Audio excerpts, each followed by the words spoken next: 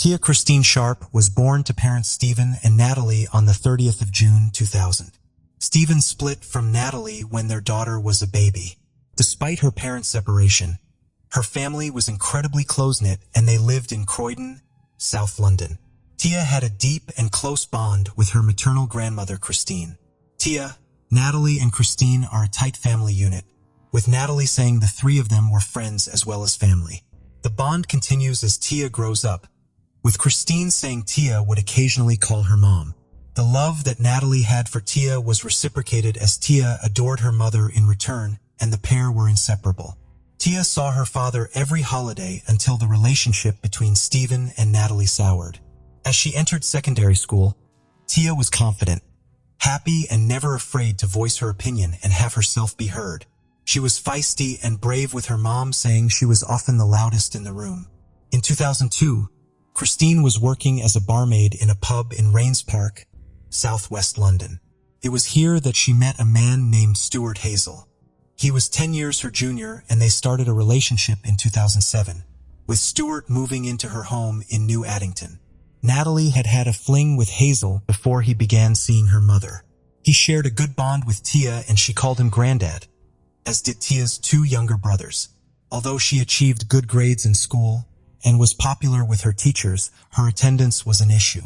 In 2008, social services became concerned with Natalie and her partner using cannabis, and therefore became involved with the family. A report issued by social services said that while there was no neglect or abuse towards Tia, the family and family dynamic was dysfunctional. After carrying out a probe into Tia's chaotic home life, social workers concluded in November 2011 that no further assessment would be needed. Instead, it was decided that Tia schools should be asked to keep an eye on her and report any concerns. Tia would regularly spend the night with Christine and Stuart. Even when Christine had to work a night shift, she would stay there with her step-grandfather. In June 2012, Tia was celebrating her birthday with her mother and grandmother. She had the option to bring a friend along for the celebrations, and she chose Stuart, illustrating how close she was to him. August 2012. On the notes to Natalie, Tia had messaged her grandmother and Stuart, asking if it was okay if she stayed there for a couple of days. Stuart sent a text message to Natalie saying that Tia was welcome to stay. Christine wouldn't be there, but she could still stay if she wanted to. Tia was excited to go. She ran to kiss her mother goodbye and then set off to her grandmother's house. Thursday, August 2nd. Stuart meets Tia as she gets off the tram at 4:50 p.m. and CCTV follows them as they go shopping in New Addington. Later that night, Christine called the house and spoke to Stuart asking if everything was okay, and he confirmed it was, and they were playing on the PlayStation together. The following day, Friday, August 3rd, Christine returned home from work and Stuart told her that Tia had gone into Croydon to buy some new shoes, 5 miles away in the Wick Gift Center. By 6 o'clock that night, she still hadn't returned home, so Christine phoned Natalie, who confirmed she hadn't seen her either. They tried contacting her via text message and Facebook, but heard nothing back. They decided to go driving around the area to see if they could spot her, hoping perhaps the public transport was running late and that was causing a delay. By 10 o'clock and with still no sign, Christine, Stuart, and Natalie headed to the police station to report her as missing. Stuart told the investigators that he had seen Tia around midday before she headed into Croydon to go shopping. A phone call from a neighbor also suggested that they had seen her leaving the property. They searched the house where she had been staying with her grandmother and Stuart, but no trace of her was found. As she clearly wasn't in the house, the police widened their investigation to the local area. The story of the missing 12-year-old spreads like wildfire, with major news outlets picking up on the story. Stuart Hazel was seen leading one of the searches. Police said that she had only taken a small amount of money with her and did not take her travel card or her mobile phone, adding that this was very out of character for her. Area Commander Neil Bessu stressed the investigation was still a missing persons inquiry and did not suggest there were any suspects in the case. The family were absolutely distraught. Natalie told a local news outlet, "We all feel terrible. We think she's been taken, but we just don't know. There's no CCTV. We know absolutely nothing. I wish to God I could tell you something. My baby girl walked out and she vanished." On August 7th, a press conference was held. DCI Nick Scholar gave the press and public a description of the missing Tia. Tia's uncle David Sharp also made an appeal, begging for her to come home. There were 55 different sightings reported by members of the public, but the police weren't able to substantiate any of them. As Stuart Hazel was the last person to see Tia alive, he felt as if that made him a potential suspect, and so contacted ITV to give an interview and clear his name. On August 9th, he gave an interview to Mark Williams Thomas, an investigative journalist and former police officer for ITV News, denying that he had anything to do with the disappearance of his step-granddaughter. In the middle of his interview, Christine came home and Hazel removed his microphone to pause the interview and offer her comfort. As there was still no sign of Tia, the police decided to conduct another search of the house, this time with the assistance of police dogs. But still, no trace of Tia was found. A week after she had been reported missing on Friday the 10th of August, and a day after he had given the interview with ITV, Stuart Hazel got up early and left the house. When Christine later woke up, she smelt something in her house but couldn't locate where it was coming from. When the police arrived, they asked her to leave the house immediately so they could conduct another search. That afternoon, a fourth and final search was conducted of the house in New Addington. In the attic, they found a body. Due to the heat and the fact the body had been wrapped up and stored in the attic, the body had decomposed to the point where the person was visually unidentifiable. Croydon Central MP Gavin Barwell said, "The police have yet to formally confirm that the body is Tia's, yet this devastating development will come as a huge blow to her family and the community in New Addington, all of whom have worked tirelessly to try and find her over the past week." The postmortem on the body began the same day the discovery had been made, August 10th, and was paused later that day. By the 16th of August, the postmortem still had not been completed. However, at an inquest into the death which opened that day, it was confirmed that the body was that of Tia Sharp. Due to the state of decomposition, dental records had to be used to identify her. The postmortem was later concluded without establishing a cause of death. Experts told This Is Croydon Today that the delay in finding the body had made it much harder to determine exactly how Tia had died, and without a cause of death, the prosecution would find it much harder to build. However, detectives suspected, and it was widely reported, that Tia Sharp had potentially been smothered, although this was not officially proven to be the cause of death. Area Commander Neil Bissu said the priority was now to support her devastated family as they tried to ascertain exactly what had happened. With Tia's body now being found, the eyes of investigators quickly fell on one person, Christine's partner, Stuart Hazel. But officers soon realized that Hazel was on the run. He was picked up on CCTV buying a bottle of vodka from a shop on Canning Hill Lane in South London. They warned the public not to approach him if they saw him, and to instead call 999. The police quickly mobilized and launched a search to try and find him. Following a tip-off from a member of the public who had spotted him, he was arrested at 825 on Cannon Hill Common in Morden. As he was taken away in a police van, members of the public hurled abuse as it went past. The police also announced soon after that they had made 2 further arrests. Later that evening at 11:55, Christine was arrested on suspicion of murder, and her neighbor had been arrested on suspicion of assisting an offender. While Christine was being questioned, Natalie had to watch on television as her daughter's body was removed from the home. Due to the state of decomposition, Natalie was not allowed to see her daughter's body. Since news of the discovery broke, several people laid tributes for her near a garage close to her grandmother's house, which still had a cordon in place on the approach to it. Christine was later released on bail, but would not be allowed anywhere near Natalie or her other grandchildren. The police soon started to learn the sinister truth about the man Tia had called Granddad. Stuart Hazel came from a highly dysfunctional background and had a troubled relationship with his parents. During his childhood, he was on the radar of social services as his father was in prison and his mother was a sex worker. He would also soon end up in care. He struggled in school and would often skip classes, and according to Dr. Carrie Nixon, it was also clear that he had a low IQ. Hazel would later say that he had been raped when he was 16 years old. He had 30 previous convictions and had been to prison 3 times. His convictions included dealing drugs, burglary, criminal damage, theft, as well as racially motivated violence and grievous bodily harm, also known as GBH. As Hazel was still using drugs, this would often lead him to continued reckless behavior. For example, in 2010, he was convicted of carrying a machete and was subsequently given a 12-month custodial sentence. Despite this, Christine stood by him and said she never saw any violent behavior in the home. She said although he drank and had a criminal record, he was a gentle giant. She was prepared to put his past from before they met behind them.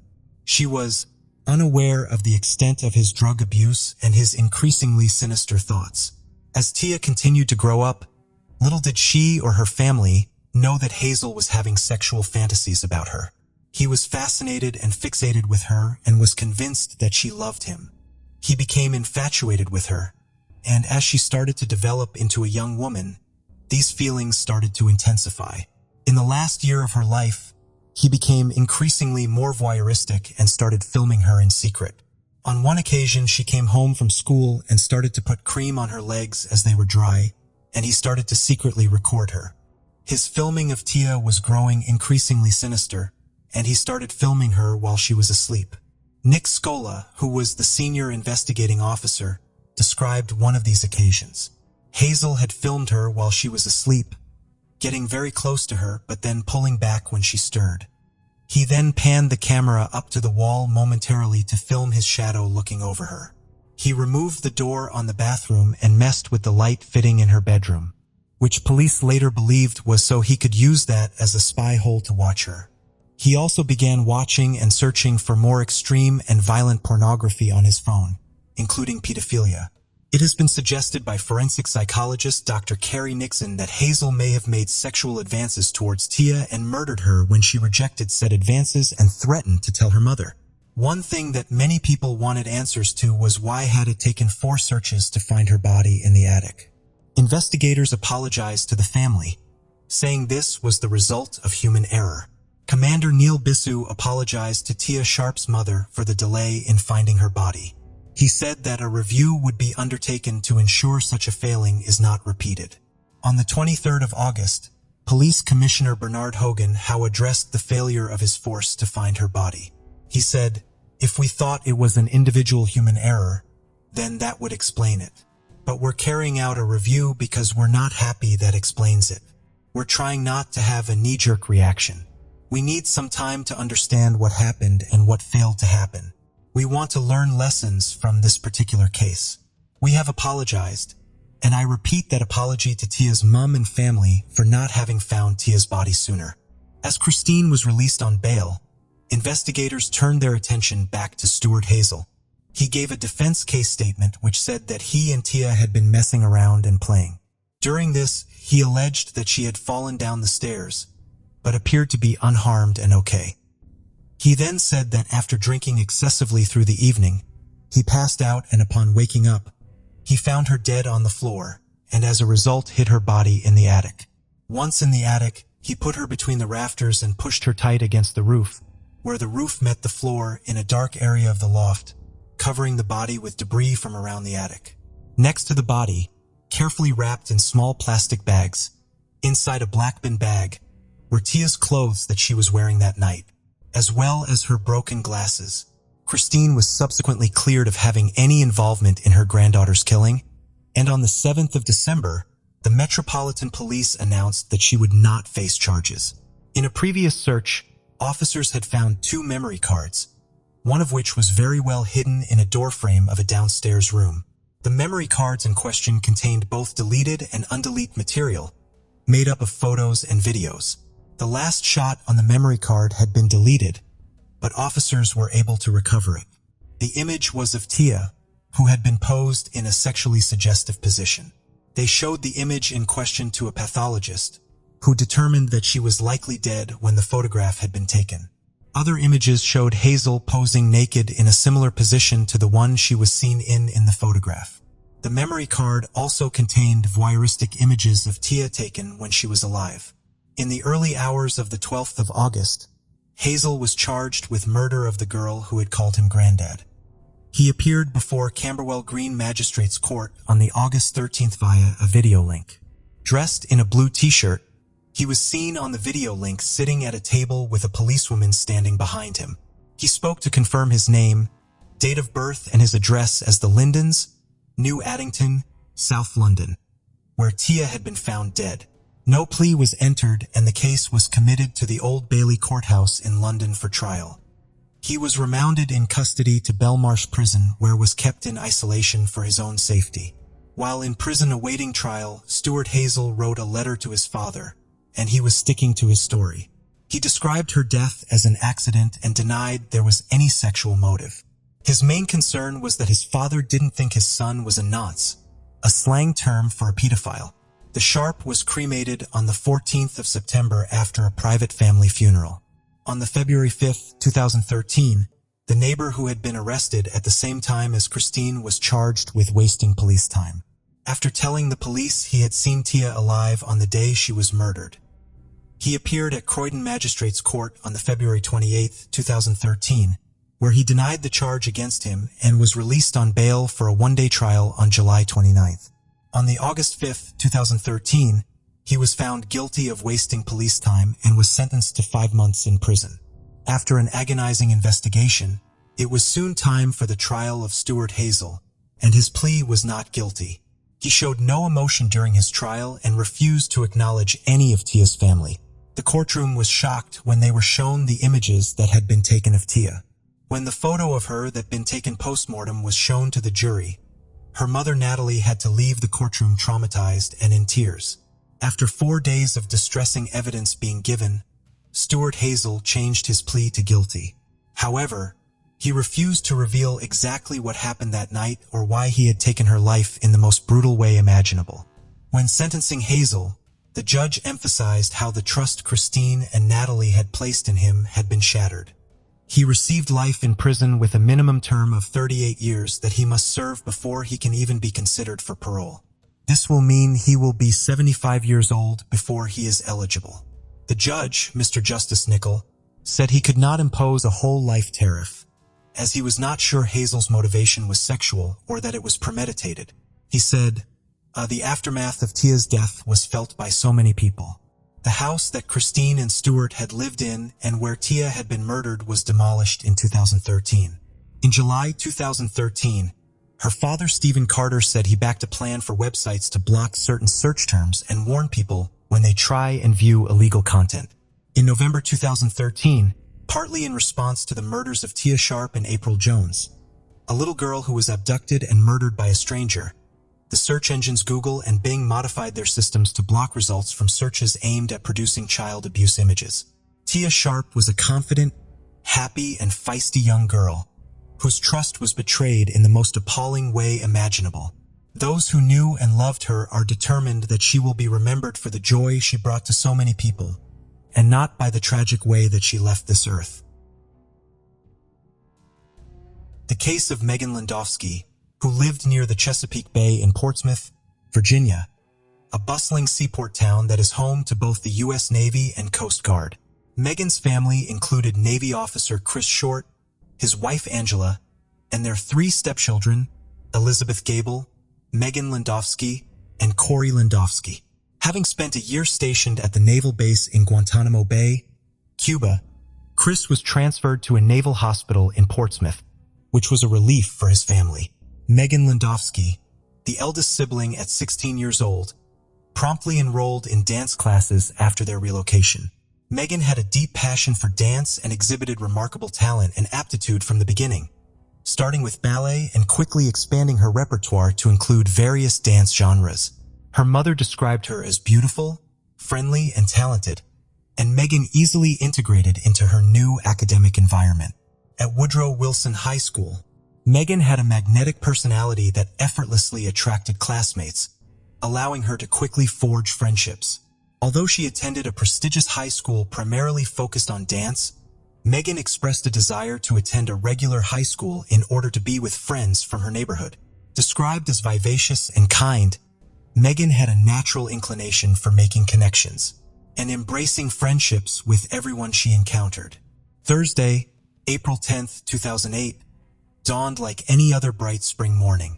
Megan woke up early from school, engaging in a conversation with her mother regarding an impending test before heading off for her classes. After exchanging farewells, they went their separate ways, unaware that this would be the last time Angela laid eyes on her daughter alive. Megan's school day ended early and she went home. Her mother told her to call when she reached home.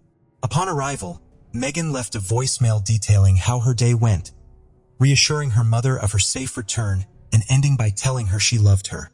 She then went on to begin preparing lunch for herself. However, things took a dark and disturbing turn around 4 p.m. that afternoon. Chris, Megan's stepfather, returned home to find the front door open. Though initially unconcerned, knowing Megan had been warned about leaving it open, he intended to reprimand her. Calling out her name yielded only silence as he moved through the house. Upon entering the kitchen, he was confronted with a harrowing sight. Megan, lifeless on the floor, a victim of murder. Chris would later recall how he found her, likening her to a porcelain doll, hauntingly still and staring out into the void. Local detective Doug Funkhauser was on his way to celebrate his anniversary with his wife when he received the distressing call about a young girl's murder in town. Rushing to Roberts Court in Portsmouth, he was confronted with a horrifying sight. Blood stains on the door handle caught his attention as he approached the residence. Inside, in the kitchen, he discovered the gruesome scene. The teenager's partially naked body sprawled on the floor. Megan lay amidst a sizable pool of blood, bearing multiple stab wounds across her back, neck, face, and throat, with her mouth sealed shut with tape. For Detective Funkhauser, a seasoned investigator, this case stood out as one of the most brutal he had ever encountered, compounded by the fact that the victim was a young child. The thought of his own 3 children intensified his determination to bring the perpetrator to justice. Despite Megan not inviting the killer into her house, there were no signs of forced entry. However, a leaf found inside, traced back to the bush by the window, showed that the assailant had entered through the first-floor window. The attack started in an upstairs bedroom, evident from the messy bed that indicated a struggle. Her underwear was on the floor, and a tape dispenser under the left corner of the bed matched the tape used to bind her. Blood-stained tape was collected for analysis. Police took pillows, sheets, and blankets for forensic examination. Disturbing evidence was found in the bedroom. Seminal fluid on the duvet and in Megan's underwear suggested she was sexually assaulted before the brutal attack downstairs. Megan had 43 stab wounds, 11 after her death. She was discovered naked from the waist down with her arms bound behind her with tape. The forensic team quickly identified the potential murder weapon. They found a knife missing from the kitchen counter holder, eventually locating it in the sink. Megan was first attacked in her room, but escaped downstairs before being fatally assaulted. The perpetrator moved through the house, leaving footprints and washed their hands in the sink, leaving behind one of the 2 knives used in the murder. The other knife, taken from the kitchen block, was found in a storm drain nearby. Detectives realized they had to apprehend the murderer promptly. The investigation began swiftly, with officers thoroughly searching the area, looking for witnesses who may have seen or heard something suspicious during the crime.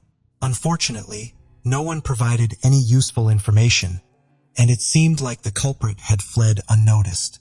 The town was gripped by fear, with parents worried about their children's safety, many too scared to sleep at night, aware that a killer was on the loose.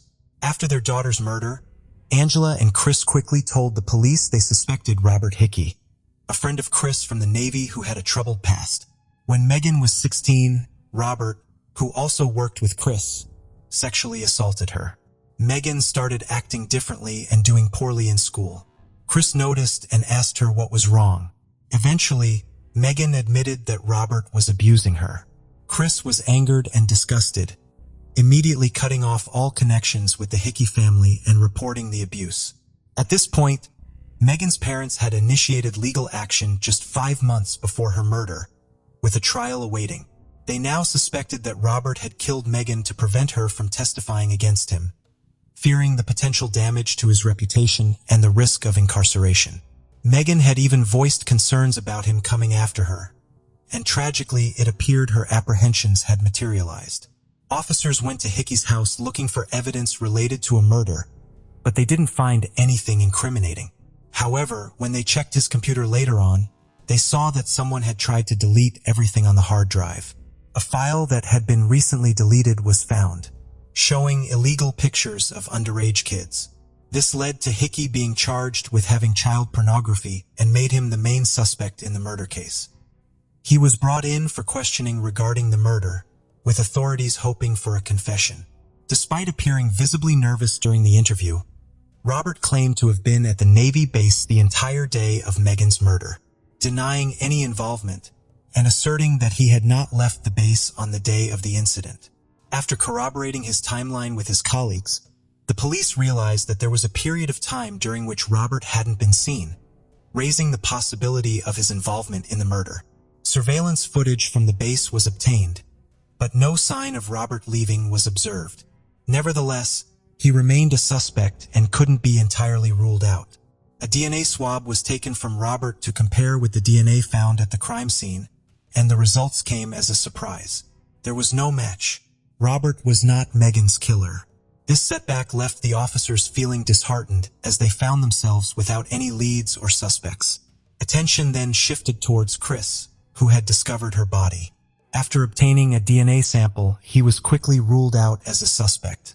Additionally, all of Megan's family members, including her younger brother Corey, were also cleared of any involvement. An autopsy later revealed the extreme brutality of the murder, with Megan being subjected to what was termed as overkill. The level of violence suggested intense anger from the perpetrator, raising questions about their motive given Megan's popularity and apparent lack of enemies. It seemed likely that the culprit was someone known to her, but with no apparent enemies, the mystery deepened regarding who would commit such a horrific act. As the investigation yielded no suspects, Megan's parents grappled with the unsettling prospect of her case remaining unresolved, depriving them of justice for their daughter. Detectives decided to delve deeper into Megan's school life, considering the possibility of a clandestine boyfriend, an admirer, or an adversary within her school community. They interrogated Megan's close friend in hopes of uncovering potential leads, but she was unable to provide any valuable insights. Subsequently, police interviewed other acquaintances from Woodrow Wilson High School, revealing that Megan had been involved in a few romantic relationships, but none of them were particularly serious. While none of these individuals emerged as suspects, the authorities decided to collect DNA samples from them as a precautionary measure, to eliminate any potential connections. Forensic experts specializing in biogeographical analysis re-examined the DNA evidence collected from the crime scene in an effort to determine the geographical origin of the perpetrator. Their analysis suggested that they were searching for an African-American male. Despite 6 months elapsing with no significant progress in the case, a breakthrough occurred when a cooperative classmate provided the police with valuable information. A list of boys with whom Megan had occasionally engaged in flirtatious interactions. Upon review, all individuals on the list except one had already been interviewed. This exception was 17-year-old Robert Lee Barnes. In addition to her regular school education, Megan had also been enrolled in a performing arts program at Churchill High School, where Robert Barnes was also a participant. Megan had once told her close friend that she believed Robert had feelings for her, feelings she did not reciprocate. Robert Barnes, a talented violinist, was regarded as a diligent student who never encountered any disciplinary issues at school and was not known to cause trouble. He shared a close friendship with Megan and had even visited her home on several occasions, according to her parents, who described him as always polite and very kind. When the police located him for questioning regarding Megan, the interview followed the standard procedure, just like the other previous interviews they had carried out. Robert informed investigators that Megan was a kind and pleasant individual, expressing disbelief at the notion of anyone wishing her harm. He mentioned their participation in a recital together and their occasional hangouts. The police did not find anything suspicious during the interview until towards the end, when they asked Robert if he would provide a DNA sample. Robert hesitated before refusing, which raised eyebrows among the investigators, since all of Megan's other classmates had been cooperative. Robert politely explained that his mother wouldn't agree to it, but the police clarified that parental consent wasn't necessary, especially considering Robert was now 17 years old. Despite this, Robert declined once again. the investigators couldn't shake the feeling that something was amiss with Robert Barnes. After concluding the interview, they instructed him to seek his mother's consent for the DNA sample and to contact them afterward. Later, the detective received a call from the lab analyzing the bubble gum. They inquired about the sample's origin and, after confirming that he had observed Robert placing the gum into the glove, questioned whether he had been under constant observation. To their surprise, the DNA matched the sample matched that of a female. Robert had switched the gum he was chewing with a different piece that he provided as his sample on October 23, 2008. Robert Barnes was summoned for questioning once more, this time accompanied by his mother. During the interview, when confronted with the DNA findings, Robert inadvertently revealed that the incident had occurred on a Thursday. Up to that point, none of the individuals interviewed by the police had been aware of the exact day and date of the murder.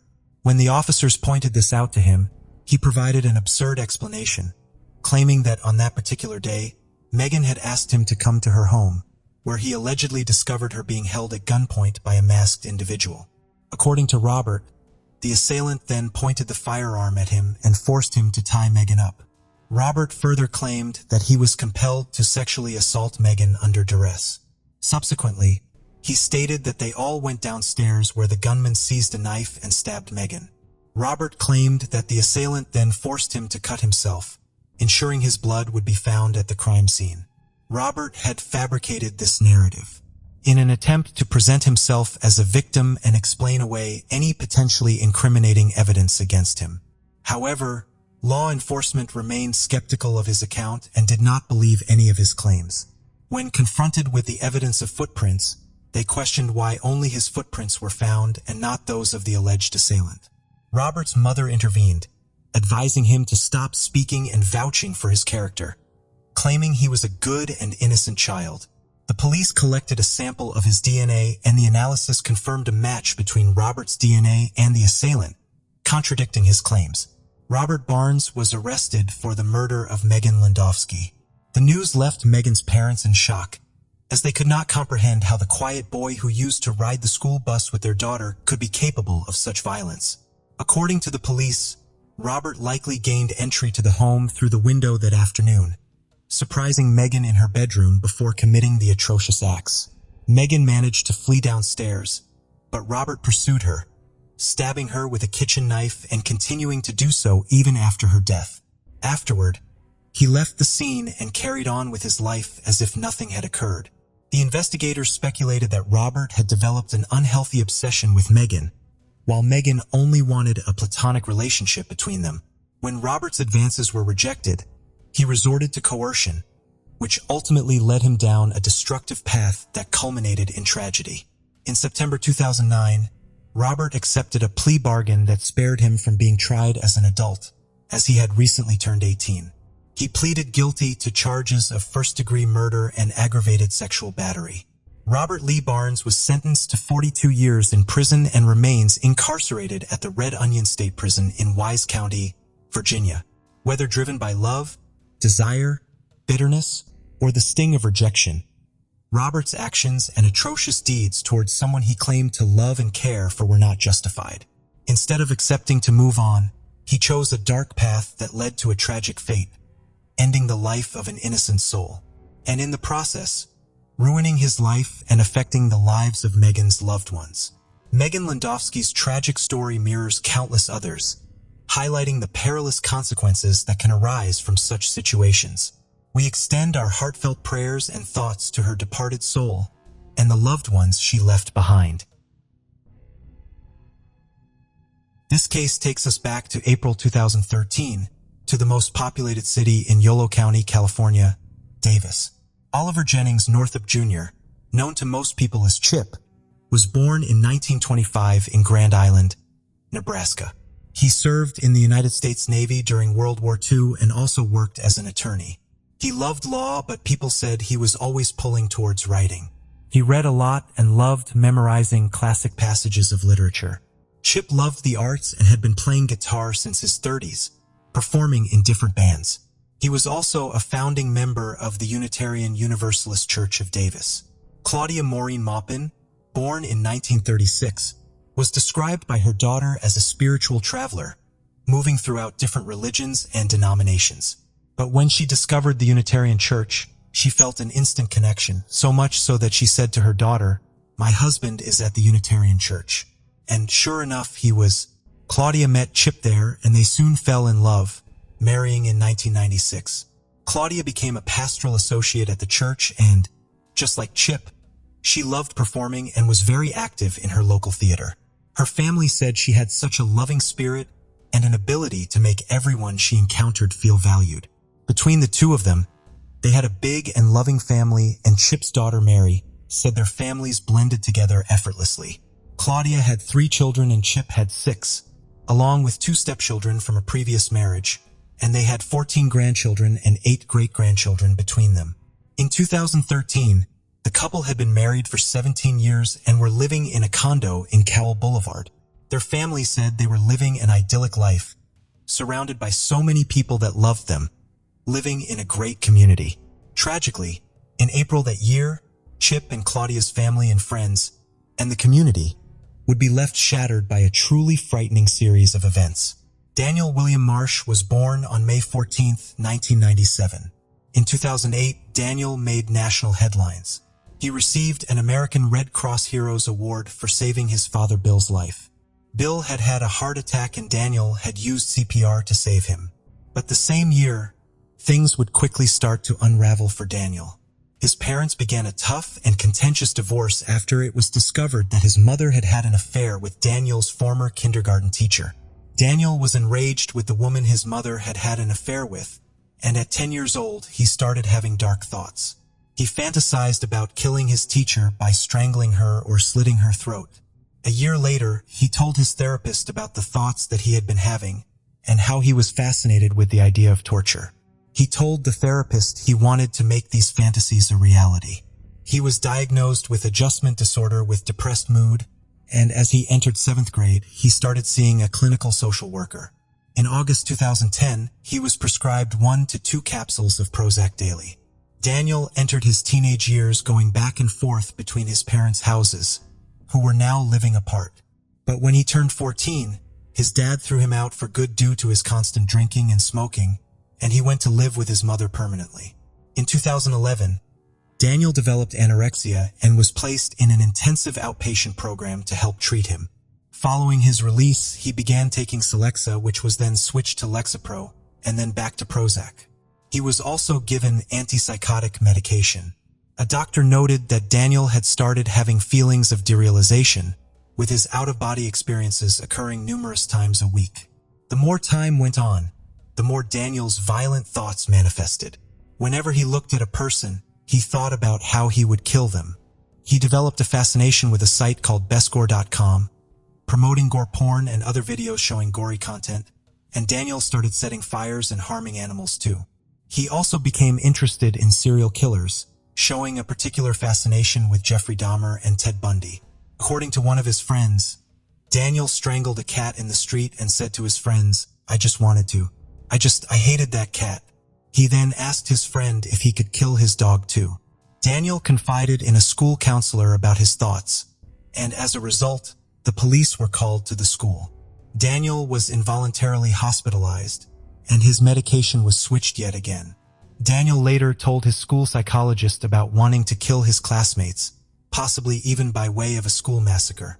When the counselor asked if he would ever act on these feelings, he said, "I have full confidence that I could hurt these people."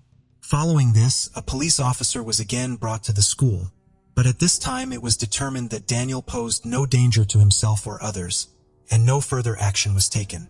Soon after this, Daniel had another meeting with the school counselor, this time going into even more detail, describing how he wanted to peel people's skin off them and cut off their eyelids. He said that these fantasies only scratched the surface of his thoughts, and that he had given up fighting them. However, Daniel's statements were not disclosed to the authorities, because it was agreed upon that there were no identified victims. Daniel made no attempts to hide his disturbed feelings and impulses, and began divulging his secrets more and more. Friends of Daniel later recalled that he said if he killed anyone and got caught, he would simply claim insanity, but Daniel's dark fantasies would soon manifest in a terrifying way. That morning, Chip and Claudia were unusually absent from their church. No one had heard from them, and their phone was ringing out. Later on, Chip failed to show up for a gig with his band. After nearly 5 decades as the guitarist and lead singer, Chip was never known to be a no-show. Chip's son Robert visited the couple's condo, but soon left, assuming the pair had simply gone out of town. But as the evening came around, and there was still no word from either of them, family members contacted the authorities requesting a welfare check be carried out. Claudia's daughter Laura, along with the police, went to the couple's home again. After ringing the doorbell and getting no answer, Laura went round the back. She and the officers found one of the windows open, with the window screen slashed. Looking through the bedroom window, they saw bloodstains. Police used a flashlight to look into the couple's bedroom, and tragically, the bodies of 87-year-old Chip and 76-year-old Claudia could be made out. They were found with over 60 stab wounds each, and their bodies had been mutilated. Inside Claudia's abdomen was a mobile phone, and a drinking glass had been put into Chip's body too. The Yolo County District Attorney said, "It was the most horrific, depraved murder I've ever seen as the district attorney of this county. The appalling murders of such a beloved couple stunned the Davis community and left everyone in a state of fear and shock. Numerous task force investigators from different areas, including 25 FBI agents, jumped on board the case. However, no physical evidence could be found at the scene. There was no DNA, no fingerprints, and no footprints. Nothing of value appeared to have been stolen, and police weren't even sure if they were looking for one perpetrator or more. No one that knew the couple could think of any possible motive. The crime seemed incredibly personal, and officers wondered if the killer or killers were close to Chip and Claudia, possibly even having a key to the condo and cutting the window as a distraction. Oliver, Chip's grandson, was briefly looked at when police found out he had schizophrenia. Robert, Chip's son, and Oliver's father said as a family they faced 2 days of over 12 hours of questioning. But Robert said he knew his father would have wanted everyone to cooperate as much as possible, so they stuck it out without a lawyer present. When police searched Robert's home, they found that the carpet had been steam cleaned on the same day the couple had been killed, something which Robert agreed, although didn't look good, was nothing more than bad timing. They also found a picture drawn by Tony, Robert's son, which depicted a man holding a knife, standing over 2 children in a bed. Chip and Claudia's family said that Tony and Oliver were so close to Chip. They both adored him and would never have acted in any violent way towards him or Claudia. The Northup family, Tony in particular, felt incredibly persecuted, and as if the finger was being pointed at him. Even though Tony's name was eventually cleared, he still felt that many people had their doubts about him, and this left him carrying a huge burden following such intense questioning and accusatory comments from so many people. Sadly, 3 years after the couple's deaths, Tony would take his own life. While the police were still working around the clock to solve the crime, the real killer was so proud of what they had done. It didn't take long for them to start bragging about it to people. On the same day the couple were found, Daniel Marsh told a close friend that he had been the one to commit the horrific crime. The following day, he confessed again to more people. He asked his girlfriend if she had heard about what had happened to the couple, to which she said she hadn't. Daniel then also told her that he had done it, smiling and telling her how amazing it had felt, and proudly giving her all the details. Daniel could not stop telling people, and in the days and weeks that followed, he continued to talk about it to anyone that would listen, saying that it was the best experience he had ever had. And if his confession wasn't enough, he showed a friend several items that linked him to the crime scene, including the knife, gloves, and the ski cap, boots, and jacket he had worn that night. Daniel's friend and Daniel's girlfriend started speaking with each other about what Daniel had told them.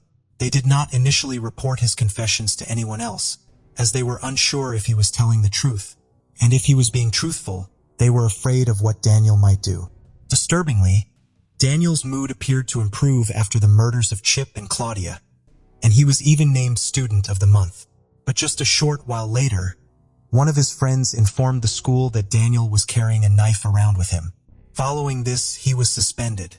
Daniel's girlfriend broke up with him, and shortly after, Daniel crept into her house, leaving her fearing for her life. His ex-girlfriend confided in one of Daniel's friends about the incident, which prompted him to talk to Daniel's father, Bill. He told him about the murders and what Daniel had said, but Bill believed none of it. His friends finally contacted the police and spent several hours in the station telling them everything. The next day, on June 17th, a high school resource officer brought the now 16-year-old Daniel in for questioning.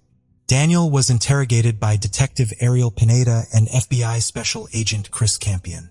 Daniel's tune had drastically changed, and he spent 3.5 hours crying and denying any involvement. But when Detective Pineda played a recording of a phone call between two other people implicating Daniel in the crimes, Daniel's denials came to an end, and he started to confess. Daniel admitted to leaving his mother's house with the intention of killing that night. He left between 2 and 3 a.m. armed with a 6-inch knife and spent time wandering around the streets of Davis looking for open doors and windows. Daniel said he had found what he was looking for at 4006 Cowell Boulevard, a residence just 2 doors down from where his dad lived. He could open a window screen and crawled through the window. He waited in the living room until he heard the sounds of snoring coming from the bedroom, and then entered. It was at that point that Claudia woke up and saw Daniel and started to scream. Daniel started stabbing her in the torso, with Claudia begging for her life. Chip woke up too, and Daniel then turned the knife on him. Daniel described continuing to stab the couple even after they had died, saying it just felt right. He told the officers what he had done in gruesome and graphic detail, and told them all the evidence they needed was in his mother's garage. He had kept the bloodied clothing and knife as souvenirs, and it was determined that he had put tape around his shoes to avoid leaving footprints. During his interrogation, Daniel said, "It was pure happiness and adrenaline and dopamine, just all of it rushing over me." He said these feelings were only heightened when Chip and Claudia were conscious and resisting against the attack. Daniel was charged with 2 counts of first-degree murder, with special enhancements for intentionally killing more than one person, demonstrating exceptional depravity in the killings, lying in wait to kill the victims, and inflicting torture.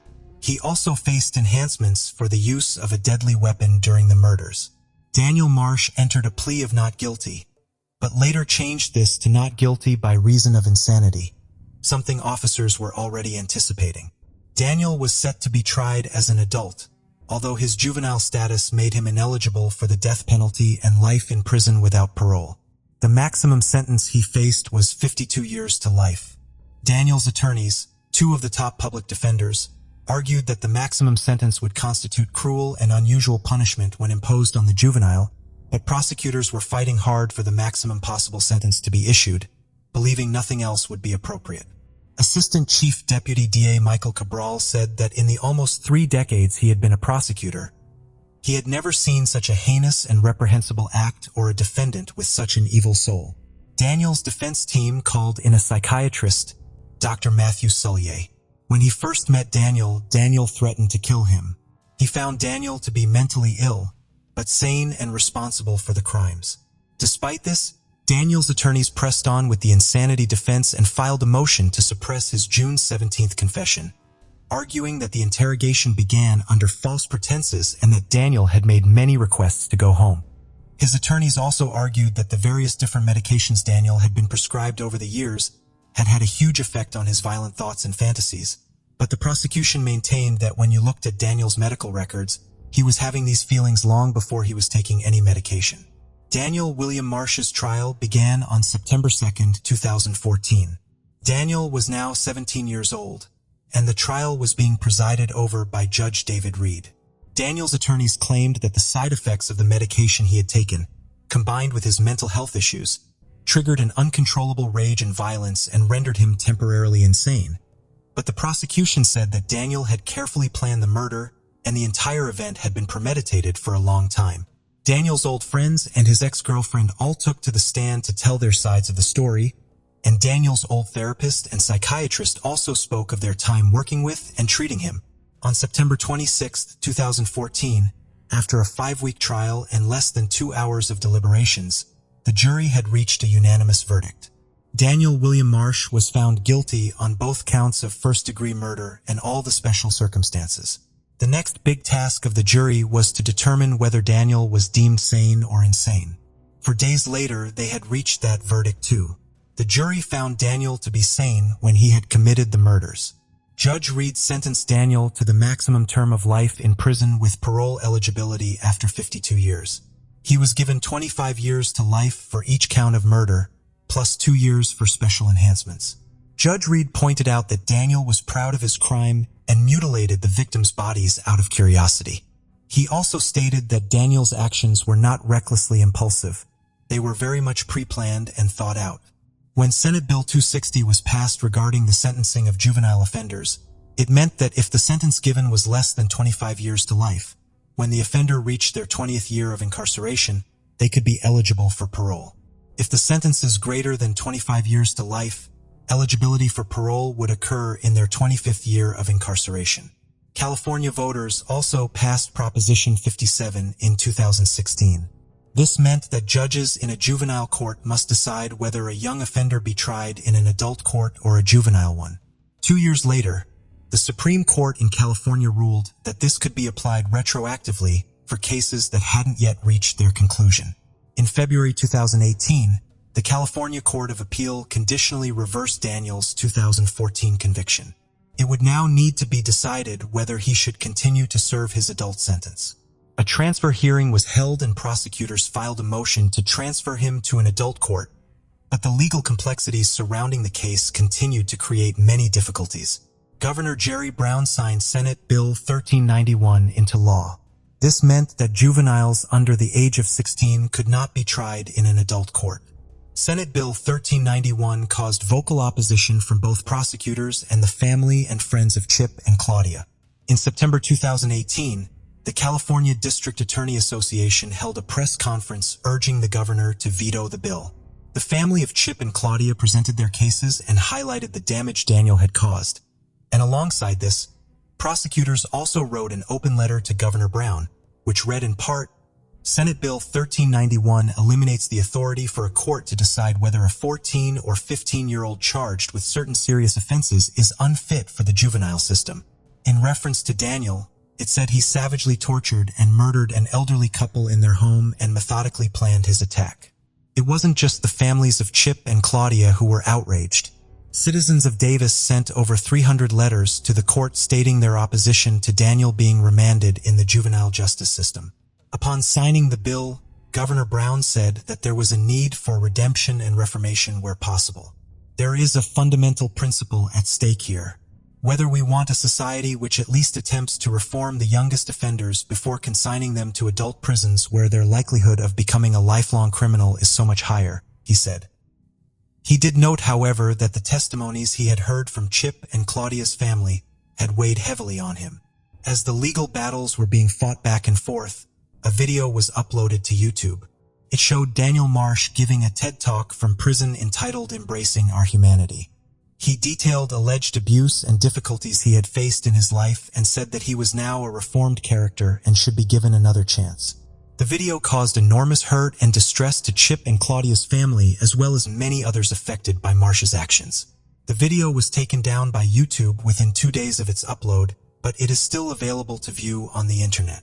The takedown of the video was a small victory, the family said, but nothing compared to the legal battle that lay ahead.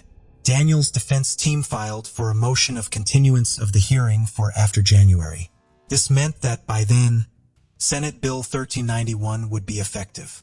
Prosecutors hit back, however, saying that the case was being heard and dealt with current law, not a law that was in the future and yet to come. Despite their best efforts, the defense's motion was denied and the hearing went ahead. During the hearing, Daniel took to the stand himself to state why he felt his case should be heard in a juvenile court as opposed to an adult one. But the prosecution came in strong, and as part of their case, they called Matthew Logan to the stand. Matthew Logan was a forensic psychologist and an expert in psychopathy. He explained on the psychopathy checklist, Daniel had scored 35.8 out of a potential 40. He said this was one of the highest scores he had ever seen. The tension was palpable. Judge McAdam was about to read his decision. He ruled in favor of the prosecution. Daniel was remanded to state prison to continue serving his adult sentence. Judge McAdam said the risk posed by potentially releasing him was not one worth taking. There is virtually no chance that Marsh will be rehabilitated before he turns 25 years old, he said. Claudia's daughter Victoria voiced her relief, saying, "It's not about getting justice for Mom and Chip. We got that in 2014. This hearing was about safety for our family and our friends and the community of Davis." Less than a month after this decision was reached, Daniel filed a writ requesting that the order of transfer be reviewed. The issue that had to be considered was had Judge McAdam abused his discretion by holding the hearing before the Senate bill went into effect. This writ was declined, but the legal battles did not stop there. On the 14th of December 2018, Daniel's team filed a petition requesting that the order denying the writ was reviewed. The petition raised the same issues as the writ itself, and on the 13th of February 2019, the writ was denied by the California Supreme Court. As the Senate bill was now in full force, his attorneys filed an appeal requesting that Daniel's conviction be overturned retroactively. In September 2021, this appeal was dismissed by the 3rd District Court. Despite the numerous hearings, appeals, and changes to the law, Daniel Marsh's sentence of 52 years to life still stands. But because he was convicted as a juvenile, he is still eligible for parole after 25 years. If he is successful, he will be in his early 40s. The impact of Daniel Marsh's actions were felt by so many people. Special Agent Chris Campion had interrogated Daniel and said that the idea of him ever being released from custody filled him with dread, and that he is in the top 3 people he is most scared of.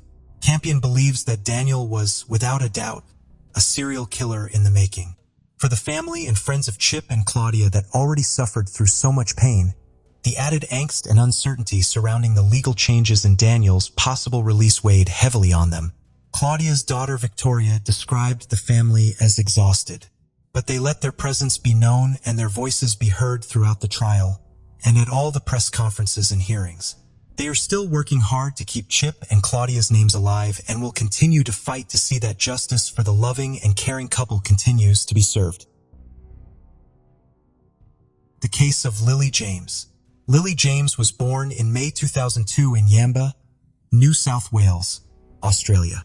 She was the beloved first child of the close-knit James family, especially adored by her maternal grandmother, Barbara. Growing up by the ocean with her younger brother Max, Lily was known for her active and enduring nature, with a passion for swimming. Her father, who coached water polo at an Anglican girls' school, supported her interest. Her friends remembered her as sociable, friendly, and excelling in her studies, always willing to help others, which made her very popular. In her upper school years, Lily's achievements in academics, sports, and community life were recognized, and she was considered one of the best students. Her incredible talent to excel in all areas of activity was undeniable. She also had a passion for the dramatic arts, which led her to participate in the theater and dance club. She was eventually invited to perform at the famous Woodford Folk Festival, one of Australia's largest annual events. During the event, Lily impressed the audience with her rendition of a monologue from William Shakespeare's Macbeth, showcasing her skills, charisma, and allure, and securing second place in the theater category. In 2018, Lily passed her beginner's driving test, adding to her list of accomplishments. Her athletic successes were also noteworthy, as she began to pursue water polo professionally, earning the title of swimming champion in the under-17 category. Her parents were thrilled with her successes and celebrated each accomplishment grandly. By her senior year, Lily had decided to focus on a sports career, and in 2020, she enrolled at Sydney Technological University to pursue a bachelor's degree in sports business management. In 2021, Lily started a new job as a water polo coach at St. Andrew's Cathedral School to gain teaching experience and spice up her college routine.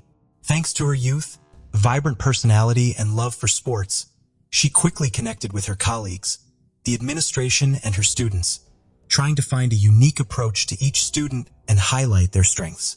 It was during this time that Lily met Paul, the new cricket and hockey coach, who caught her attention. Initially, their interaction was friendly and limited to mutual greetings, but it later developed into a romance. Lily fell in love, unaware of Paul's true nature.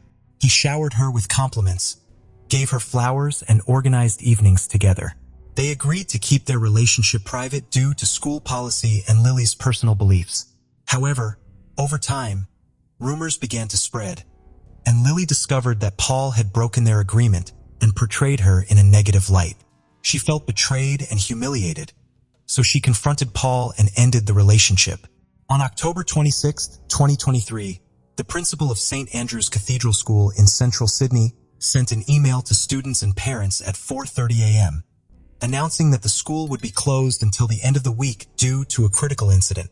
2 hours later, a second notification reassured families that none of the students were involved in the incident.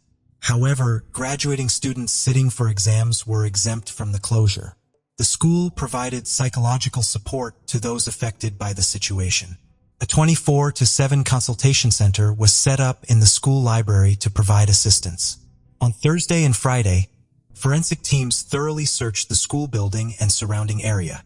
Access to the gym was restricted and the adjacent shower area was scheduled for demolition. The reason for the school's closure was slowly revealed. On October 25, 2023, around midnight, the body of 20-year-old Lily James, the school's water polo coach, was found in the school shower. She had last been seen alive at 7 p.m. Surveillance cameras showed someone following her around 8 p.m., but the pursuer left alone and exited the school. Lily's parents raised the alarm when she failed to contact them and the police were informed. A night guard discovered her body in a pool of blood with severe head injuries. After recovering from the shock, he called emergency services. Later, detectives invited a family friend to identify the body, which was difficult due to the severity of the injuries. The news of Lily's death sparked an outpouring of grief from the community. Her home was filled with friends, neighbors, and acquaintances offering support to her family. Locals also paid their respects, leaving flowers and toys outside her home, creating a memorial. In a shocking twist, another tragic death occurred on October 27, 2023, at 8 a.m., just 11 miles from the scene of Lily's death. A man's remains were discovered on the rocks of Diamond Bay Reserve, near Vaucluse, an eastern suburb of Sydney. After the police were called, a rescue team was quickly assembled, including a bomb squad, Marine Corps, and a rescue helicopter. At 3:30 p.m., they recovered the man's body and took it to forensic experts for identification. Due to the severity of his injuries from a high fall, visual identification was not possible, so fingerprints were used instead. The experts suspected the man's identity, but they needed confirmation. Eventually, they identified the body as 24-year-old Paul, who was suspected of committing a crime against Lily James. Investigators now had to piece together the connection between the two fatal incidents and uncover what had happened between them. Paul's later attempts to make amends and apologize were rebuffed by Lily, who remained unforgiving. She took comfort in the fact that their brief relationship had at least revealed his true nature to her. Born in 1999 in the Netherlands, Paul came from a wealthy and prominent family. When his father's job required a move to Australia in 2015, Paul and his family relocated. As an only child, he received excessive attention and pampering, which contributed to his selfish and entitled personality. Paul thrived academically and athletically at St. Andrew's Cathedral School, where he excelled in cricket and eventually became team captain. He was also involved in organizing extracurricular activities and festivals. While some of his peers found his confidence off-putting, he was charming and charismatic around girls. After graduating in 2017, Paul landed a job as an assistant coach for cricket and hockey. By early 2018, he took over the management of these sports teams. Despite feeling confident in his new role, Paul suddenly resigned and returned home to his family for unknown reasons. Back home, Paul pursued further education, earning a master's degree in sports management. During a conversation with old friends, he revealed that he had honed his coaching skills, which led to a lucrative job offer from his former employer. By early 2020, Paul returned to his old school. Upon his return to Australia, Paul reunited with a former friend and they decided to split housing costs. Paul preferred shared living despite being able to afford a solo apartment. Their economically priced apartment was in Kensington, a suburb of Sydney. Initially, the friends got along, socializing at bars after work. However, a few months later, tensions arose and Paul decided to live alone due to their conflict. The pheasant's son, Paul, felt isolated despite being constantly surrounded by people. His parents suspected he had not had a serious romantic relationship. In March 2020, an 18-month lockdown in Australia, Paul was stuck in the country, unable to visit his family due to the risk of infection. The strict quarantine measures affected every aspect of life, forcing Paul to rely on himself. By summer 2021, life had returned to normal. However, it became apparent that the isolation had taken a toll on Paul's relationships. When he resumed his activities, people noticed a change in his character and behavior. Paul bounced back, becoming a key player on the hockey team and maintaining an active lifestyle, even appearing in match advertisements. Paul's behavior became increasingly disturbing. Friends and acquaintances reported seeing him lash out in uncontrollable anger, a side of him they had never witnessed before. Rumors also circulated at school that he had an inappropriate interest in his female students, often flirting with them and making them feel uncomfortable. Despite this, Paul was still highly regarded for his coaching skills, which significantly contributed to the team's success in the Australian Hockey League. However, his personal life began to unravel when his girlfriend Lily ended their relationship after he was put on trial. The investigation into Paul's involvement in her murder quickly gained momentum. Surveillance cameras inside and outside the area where the body was found played a crucial role in identifying him as the prime suspect. The police also tracked his movements using his cell phone's GPS and contacted his service provider to determine his last known location. The police were also eager to find the victim's phone, hoping it would contain clues about the events leading up to her death. After tracing the locations of the devices, they reconstructed the timeline of events and found that Paul had purchased a hammer at a hardware store a couple of days before the attack. It appeared that Paul was consumed by anger and decided to confront the girl violently. Lily's innocence in the situation was clear, but the events that unfolded were as follows. On the morning of October 25th, Lily went to the university and then to her job in the afternoon. Meanwhile, her ex-boyfriend rented a silver Lexus and drove to the school. He didn't enter the building because he had no classes. Instead, he waited in the car. After the students left the building, the perpetrator walked to the gym, hiding a hammer under his jacket. He waited for Lily to finish her training, then followed her when she went to freshen up and take a shower. This was when Lily was most vulnerable and the perpetrator attacked her, striking her head. According to pathologists, her death was instantaneous and she did not suffer. An hour later, he gathered Lily's personal belongings in a backpack and left the building. He got into his car and drove to Diamond Bay, where he disposed of the hammer in a garbage container. Security cameras recorded him at the reserve at 8:47 p.m. Paul's last known location, as tracked by investigators, was the Gap, a cliff in Sydney's eastern suburb of South Head. The Gap is a popular tourist spot, but it's also infamous for its history of suicides. At around 10 p.m., Paul used Lily's phone to send a message to someone called James, which would ultimately lead to the discovery of the girl's body. It's unclear why Paul did this. Possibly he felt remorseful and wanted to ensure the girl received help. Or maybe he was simply telling her parents where they could find their daughter. He made a brief emergency call an hour after the incident, but hung up. He then went to a cliff and took his own life, which had been a decision he had been considering for a long time. When the police arrived, they found the personal belongings of him and his former lover, as well as a rented car parked nearby. It seemed clear that he was no longer alive, possibly due to his inability to cope with his guilt or face the consequences of his actions. The priority was now to find his body. A search operation began on October 26th at 9 a.m., with police helicopters and boats patrolling the coastline and cordoning off the area around the cliff at Diamond Bay. However, no body was found on the first day. The next day, his body washed up on the rocks of the reserve. After an autopsy, Paul was officially declared responsible for Lily James' death. Although it was impossible to hold him accountable due to his own death, the criminal case was closed. His parents received his body and decided to cremate him and scatter his ashes in Sydney, rather than returning him to the Netherlands. Lily's funeral was held on November 17, 2023, at her former school in Hustville, where around 500 people gathered to bid farewell to a loved one, friend, and coach. The school administration arranged a live broadcast of the ceremony.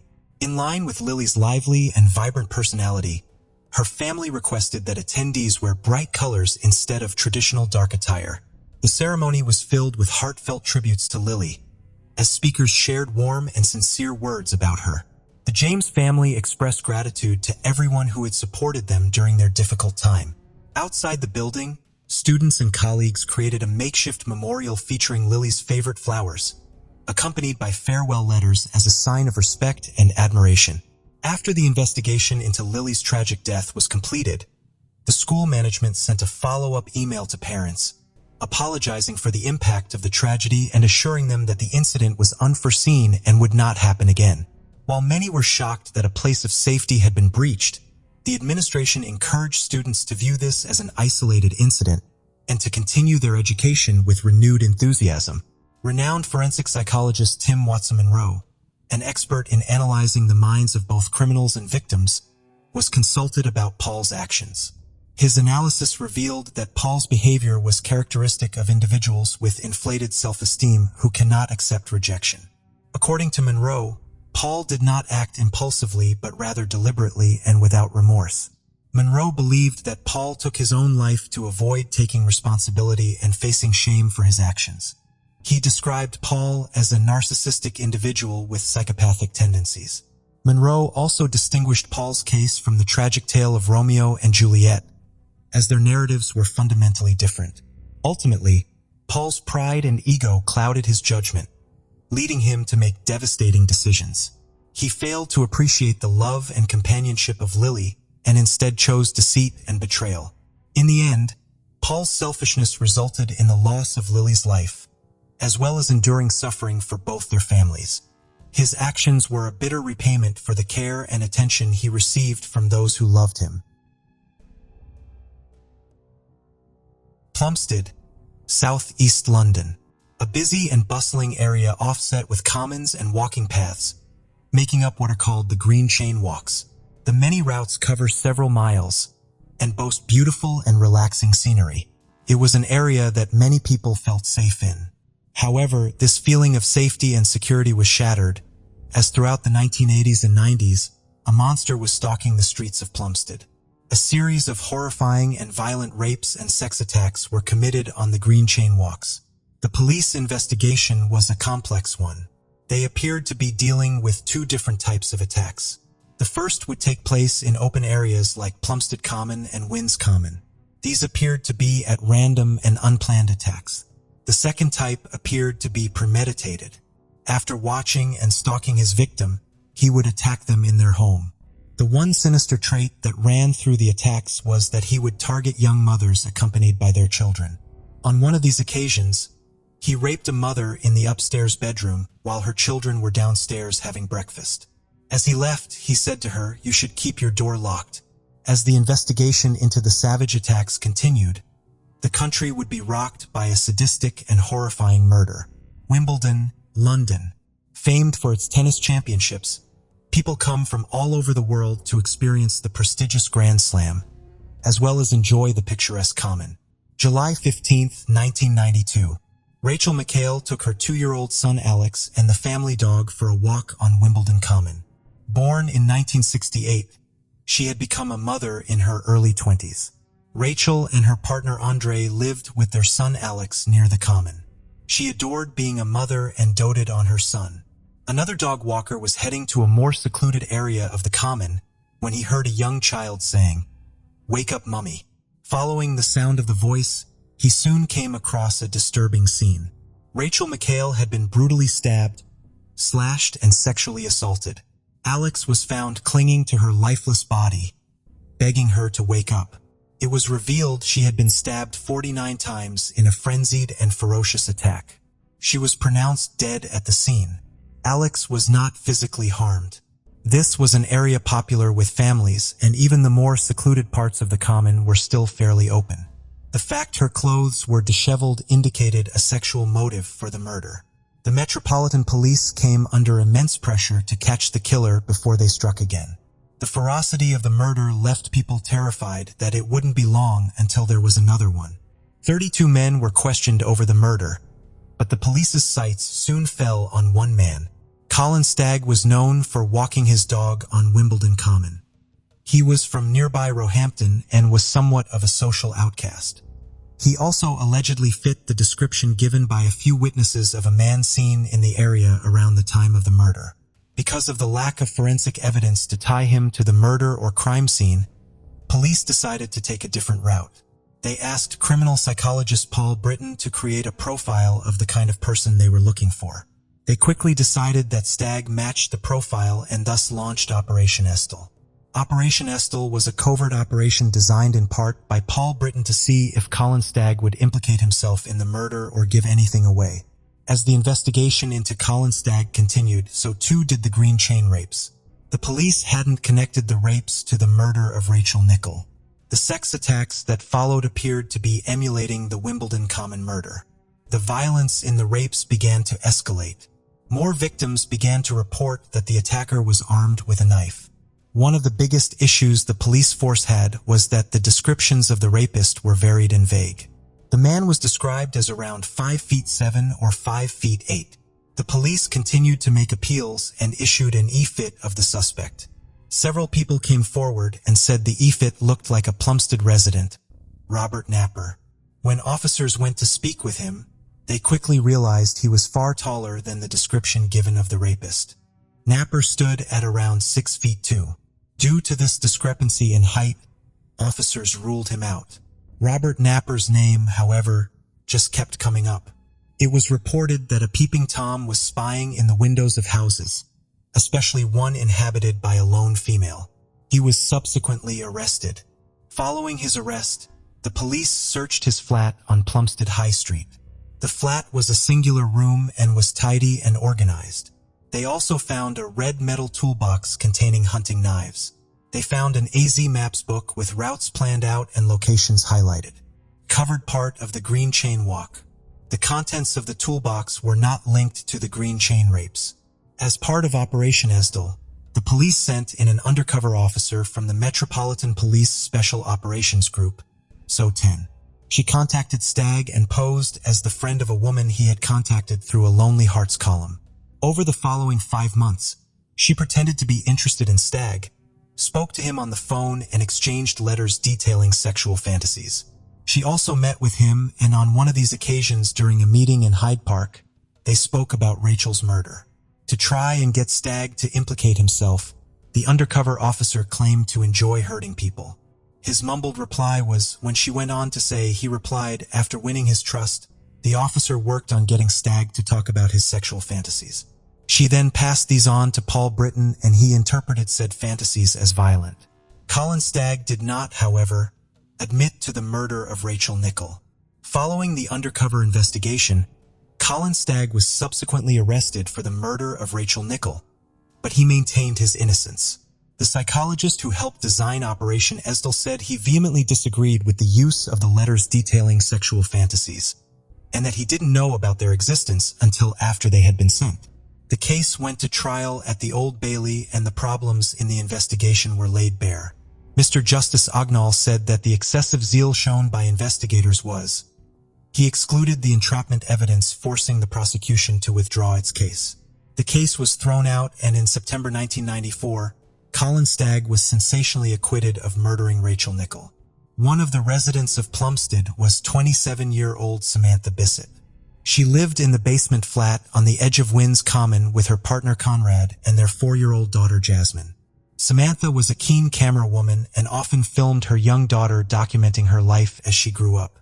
Conrad described Samantha as a feisty woman and a feminist, determined to give her daughter the best start in life she possibly could. Jasmine was a bright, chatty, and happy little girl. She got on well with children and adults alike and shared a deep and close bond with her parents. Samantha would often take Jasmine outside to play on the surrounding grass and in the wooded areas, making sure she had plenty of time outdoors. Conrad arrived home and found the flat door locked. Believing Samantha must have taken Jasmine out, he let himself in. He noticed an odd stain on the carpet as he opened the front door. Upon going into the kitchen, he saw Samantha's clothes strewn all over the floor. It was then he realized that something was seriously wrong. After he entered the living room, the horrifying picture of what had occurred came to light. Someone had forced their way into Samantha's flat and stabbed her more than 70 times in the chest and neck. She had also been mutilated post-mortem. Then came the next question. Where was Jasmine? Jasmine was found in her bedroom where she had been sexually assaulted and then smothered to death. Detective Sergeant Alan Jackerman was one of the first officers to arrive at the Bissett residence. He explained that this did not appear to be a first offense. This was a criminal whose violence had escalated and progressed to this point. The crime scene was so horrific, the police photographer needed to take 2 years off work as it had completely traumatized him. She had been stabbed with such ferocity it is believed she had died quickly. The killer then dragged her body into the living room before mutilating her. Forensic examinations initially turned up nothing. Due to the lack of fingerprints, it was believed that the murderer had worn gloves. But further analysis revealed that the fingerprints of the killer were almost identical to Samantha's, meaning they weren't initially distinguished from each other. When they were checked against police records, it came back with a match. Robert Napper. In May 1994, officers went to his flat and took him into custody. Samantha's partner Conrad described that she had woken up one night and had seen a face in the window staring at her as she slept. It is believed that this was Robert Napper and that he had been stalking her before killing her. Around the time of the murder, a witness reported hearing the voices of 2 male assailants, with one shouting at the other to leave it. It is believed that this was Napper arguing with and shouting at himself. When it was announced that Napper had been arrested, those who were his acquaintances and those who worked with him were shocked by the nature of the horrific killing. The usually quiet and withdrawn Napper did not, on the face of it, seem like the kind of person capable of committing such an offense. But who exactly was Robert Napper? He was born on February 25, 1966 to Brian and Pauline. Shortly after his birth, his parents moved from Erith, London to the nearby area of Plumstead, and he was the oldest of 4 siblings. Napper's childhood was highly dysfunctional and marred by domestic violence. He often saw his father attacking his mother, and fights between the pair were frequent. When Robert turned 9, his parents divorced. Concerned for their welfare, social services had him and his siblings removed from the home and taken into care. They also had to undergo psychiatric evaluations to assess the damage their tumultuous childhood had caused, and subsequently required treatment. Robert would have psychiatric treatment at Maudsley Hospital for 6 years. Robert's school life was also deeply unhappy. He attended Abbeywood Comprehensive, where he had frequent problems.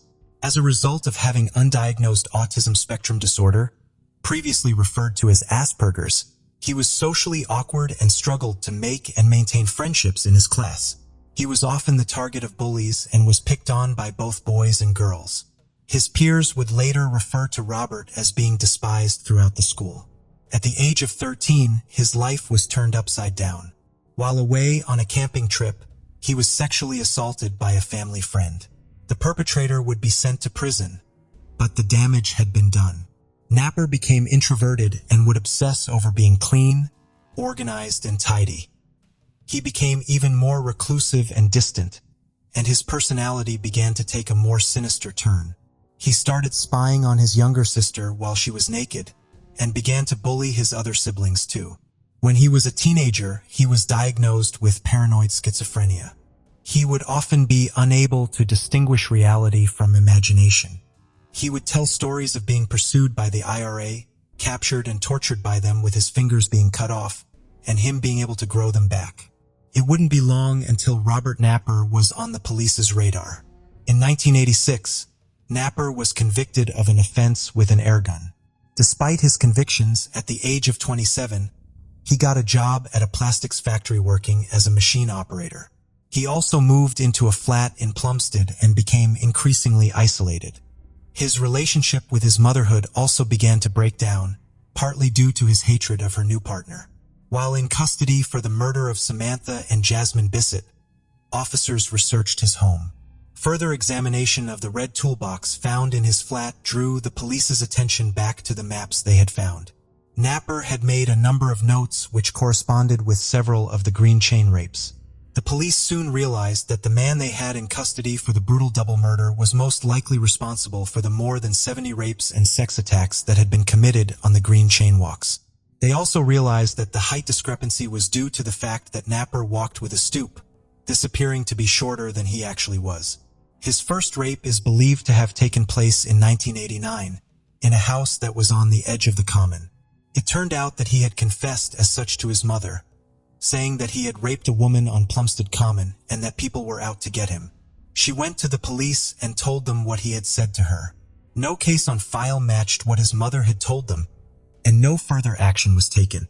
After this, Pauline Napper severed all ties with her son. It turned out that the sex attack had actually occurred on Wynn's Common, meaning the police records didn't match his mother's report. In October 1995, Robert Napper went on trial at the Old Bailey Courthouse in London for the brutal double murder of Samantha and Jasmine Bissett. Despite the initial concerns that they may not have had enough to convict him, a jury was not required in this case. He pled guilty to manslaughter on the grounds of diminished responsibility, citing psychiatric problems. He was sentenced to be held at the high-security Broadmoor Psychiatric Hospital. Although this case had been solved, there was another that lingered over the heads of everyone. Rachel Nichol. With a botched police investigation and a wrongful arrest, the police needed to find the culprit, but the case had all but stalled.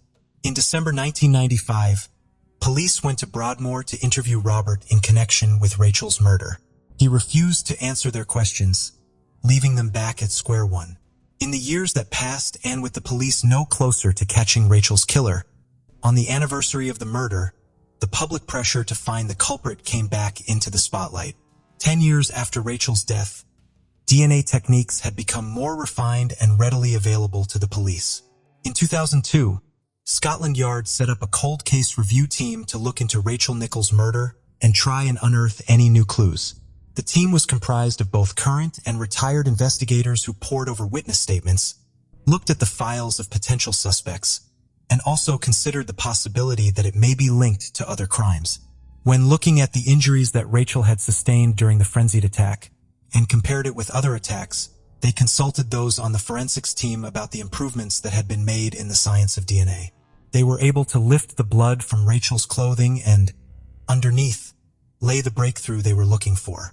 In July 2003, it was reported that after 18 months of testing on the clothes worn by Rachel, a microscopic sample of male DNA, which did not belong to either her boyfriend or young son, had been found. The sample was enough to rule people out, but not enough to confirm the identity of the killer. A sample had been taken from the hair of Rachel's son Alex, and, upon reanalysis, it was found to contain samples of paint that they were able to trace to a metal toolbox. In July 2006, a team from Scotland Yard headed to Broadmoor Hospital. They wanted to talk to the now 40-year-old Robert Napper. Officers were there for 2 days while they interviewed him about a potential connection to the murder of Rachel Napper. Finally, after more than a decade of waiting, the police got the news they had been hoping for. The microscopic DNA found on Rachel Napper's clothing came back as a match to Robert Napper. The paint from the toolbox found in Alex's hair also matched the toolbox used by Napper to hide his knives and maps. When looking at the map found in Napper's toolbox, police found something of interest. The map showed he had ventured out of his comfort zone. The distance between Wimbledon Common and Plumstead had led to him being ruled out initially, despite the similarities in the cases. On one of the pages, Isabella Plantation in Richmond Park had been heavily marked. This was within a walking distance of where Rachel had been murdered. On the 28th of November 2007, Robert Clive Napper was charged with the murder of Rachel Nichol. On the 4th of December that year, he appeared at the City of Westminster's Magistrates' Court. He was subsequently granted bail on the condition he be returned to Broadmoor. It would soon be time for him to enter his plea, and on the 24th of January 2008, he pled not guilty. His trial started in November that year, and the following month, he changed his plea. He entered a plea of guilty to the manslaughter of Rachel Nichol on the grounds of diminished responsibility. When sentencing Napper, Mr. Justice Griffith Williams said that it was vital he be detained indefinitely for the protection of the public, saying he was a very dangerous man. It is highly unlikely that Robert Napper will ever be released. When Napper was sentenced, Colin Stagg received a public apology from the Metropolitan Police for his wrongful arrest. Keith Preda, the detective who headed the investigation into Colin Stagg, received intense public scrutiny, despite the judge condemning their actions and Colin Stagg being acquitted. In the years that followed and before Napper was caught, Preda continued to press the idea that Stagg was guilty of Rachel Nakel's murder.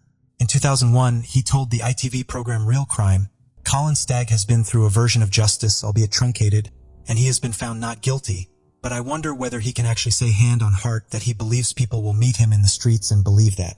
After Stagg was acquitted, Preda retired from the police force. He would later go on to face charges of corruption.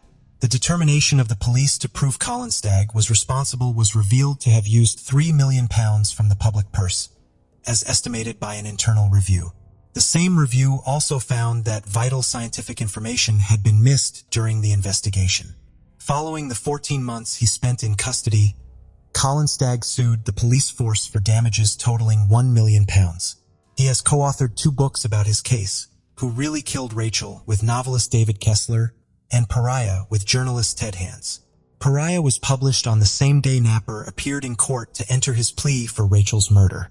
In 2010, the Independent Police Complaints Commission released a report following an investigation into the conduct and actions of the Metropolitan Police Force. It detailed what it described as a catalog of bad decisions and errors. It suggested that had the police acted accordingly on the tip-offs about Napper and his behavior, including the one by his own mother, the lives of Samantha and Jasmine Bissett could have been spared.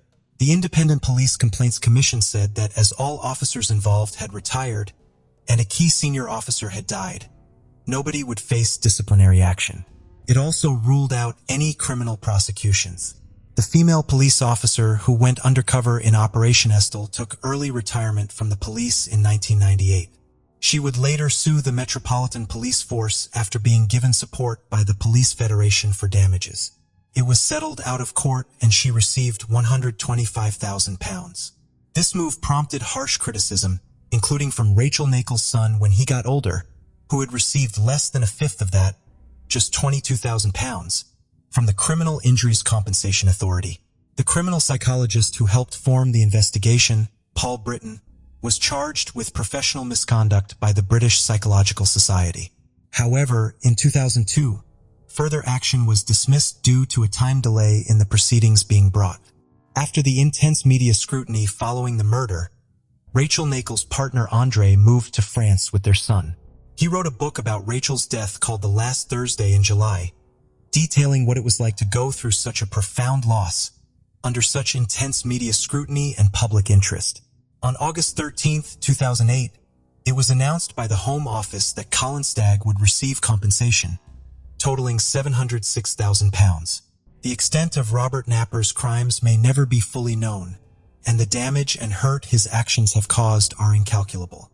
Conrad Elam continues to keep the memory of his partner Samantha and daughter Jasmine alive, talking about them and the impact they had on so many people, ensuring they will never be forgotten.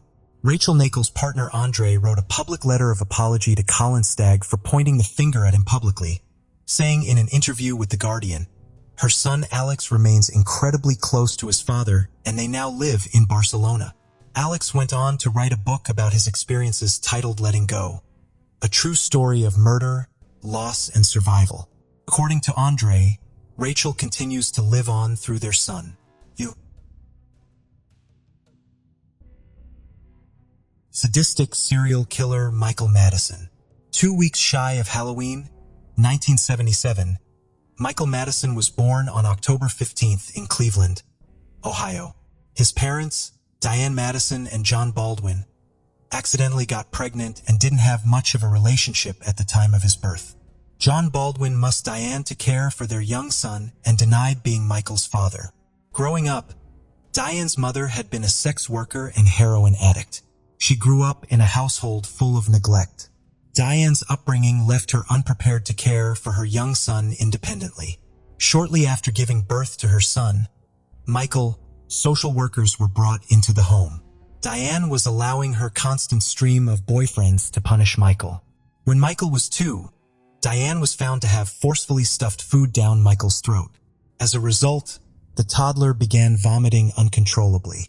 Unsure of what to do, Diane put her screaming son into a tub full of hot water. This caused Michael to cry more. Growing frustrated with her young son, Diane took him out of a bath and beat him with an extension cord. A year later, one of Diane's many boyfriends beat Michael so severely with a belt that the young boy vomited and needed to be hospitalized. In another horrific incident, Michael was beaten so severely by another one of Diane's boyfriends that he lost hearing in one of his ears.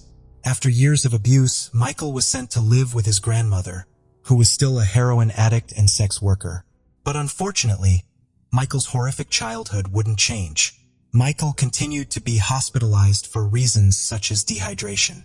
The social workers involved in Michael's case would note that he and his half-brother were covered in scratches and bruises. Before Michael reached high school, he had become a familiar face to law enforcement.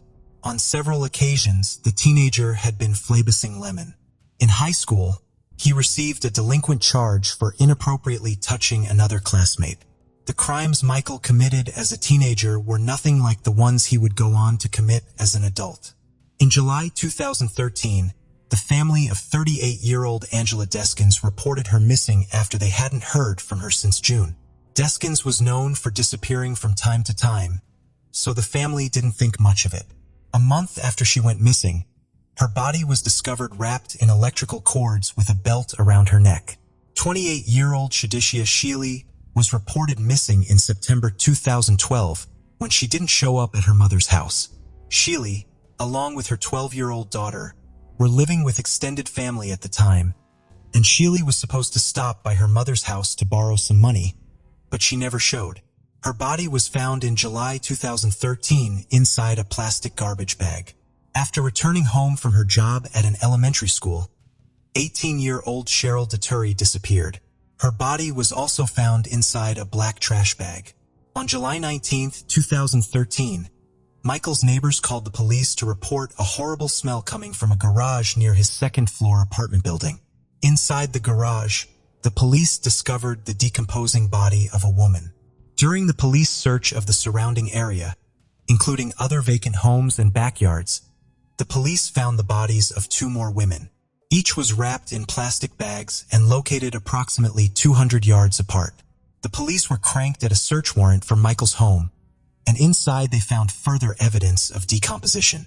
Now the search was on to find where Michael Madison was. The police tracked him down to his mother's house.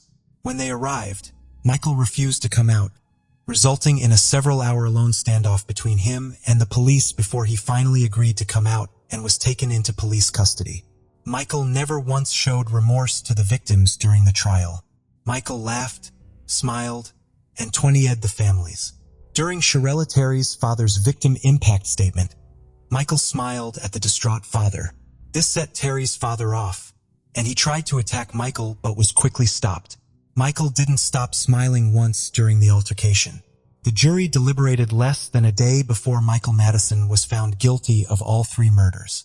He was also found guilty of 3 counts of kidnapping, 3 counts of gross abuse of a corpse, 1 count of rape, and 1 count of weapons possession by an ex-convict. On May 20, 2016, Michael was sentenced to death, a sentence he would attempt to appeal a month later. On July 21, 2020, the Ohio Supreme Court voted unanimously to uphold the death sentence for Michael Madison. Killer Ronald O'Brien. Children are cautioned from an early age not to accept candy from strangers. While this golden rule is strictly enforced by vigilant parents throughout the year, on Halloween night, they throw caution to the wind and allow their little ones to go door to door asking for treats. In most instances, their request is granted without worry. Even so, once in a while, the monsters that lurk in the shadows take advantage of the occasion, resulting in dire consequences for the most innocent among us. In 1974, a boy in Pasadena, Texas fell victim to just such a predator when he became violently ill her indulging in a treat from his Halloween bag. Ever the concerned parent, his father had stayed by his side during the hour-long ordeal, offering comfort to the youngster as he convulsed on the bathroom floor. Only 8 years old at the time, Timothy O'Brien died later that night on his way to the hospital. In a shocking turn of events, an autopsy revealed that he had ingested enough potassium cyanide to kill 2 grown men. As difficult as it was to believe, all signs pointed to the fact that someone had deliberately laced candy with a colorless compound before randomly handing it out to unsuspecting children. Investigators were convinced that a cold-blooded killer was hiding somewhere in the suburbs of Houston, and they intended to find him. With no suspects in mind and little evidence to go on, detectives theorized that an unscrupulous person who was angry at the world in general had decided to take the life of a complete stranger, a child no less, as a way of getting back at society. To make a difficult situation even worse, there was no telling how many children have received the tainted sweets. Although authorities had put out an emergency news bulletin requesting that all Halloween candy be brought to the police station for inspection, they feared that there would be other victims before all was said and done. While they faced an uphill battle to be sure, investigators did have a few things working in their favor. For one, it had been raining heavily on the evening of Trick or Treat, which had limited the number of houses that Timothy and his sister Elizabeth had visited. More importantly, a chemical analysis of the contents of the boys' treat bank and enabled them to pinpoint the carrier of the poison. Lab tests revealed that the killer's lethal weapon of choice had been the sweet and sour powder contained inside of a straw-shaped pixie sticks. After meeting with the residents of the houses where the O'Brien children were known to have gotten candy, detectives were confident that none of them had given up pixie sticks. However, during the course of their interviews, they learned that someone had been witnessed doling out that particular trick and that someone had been Timothy's father, Ronald O'Brien.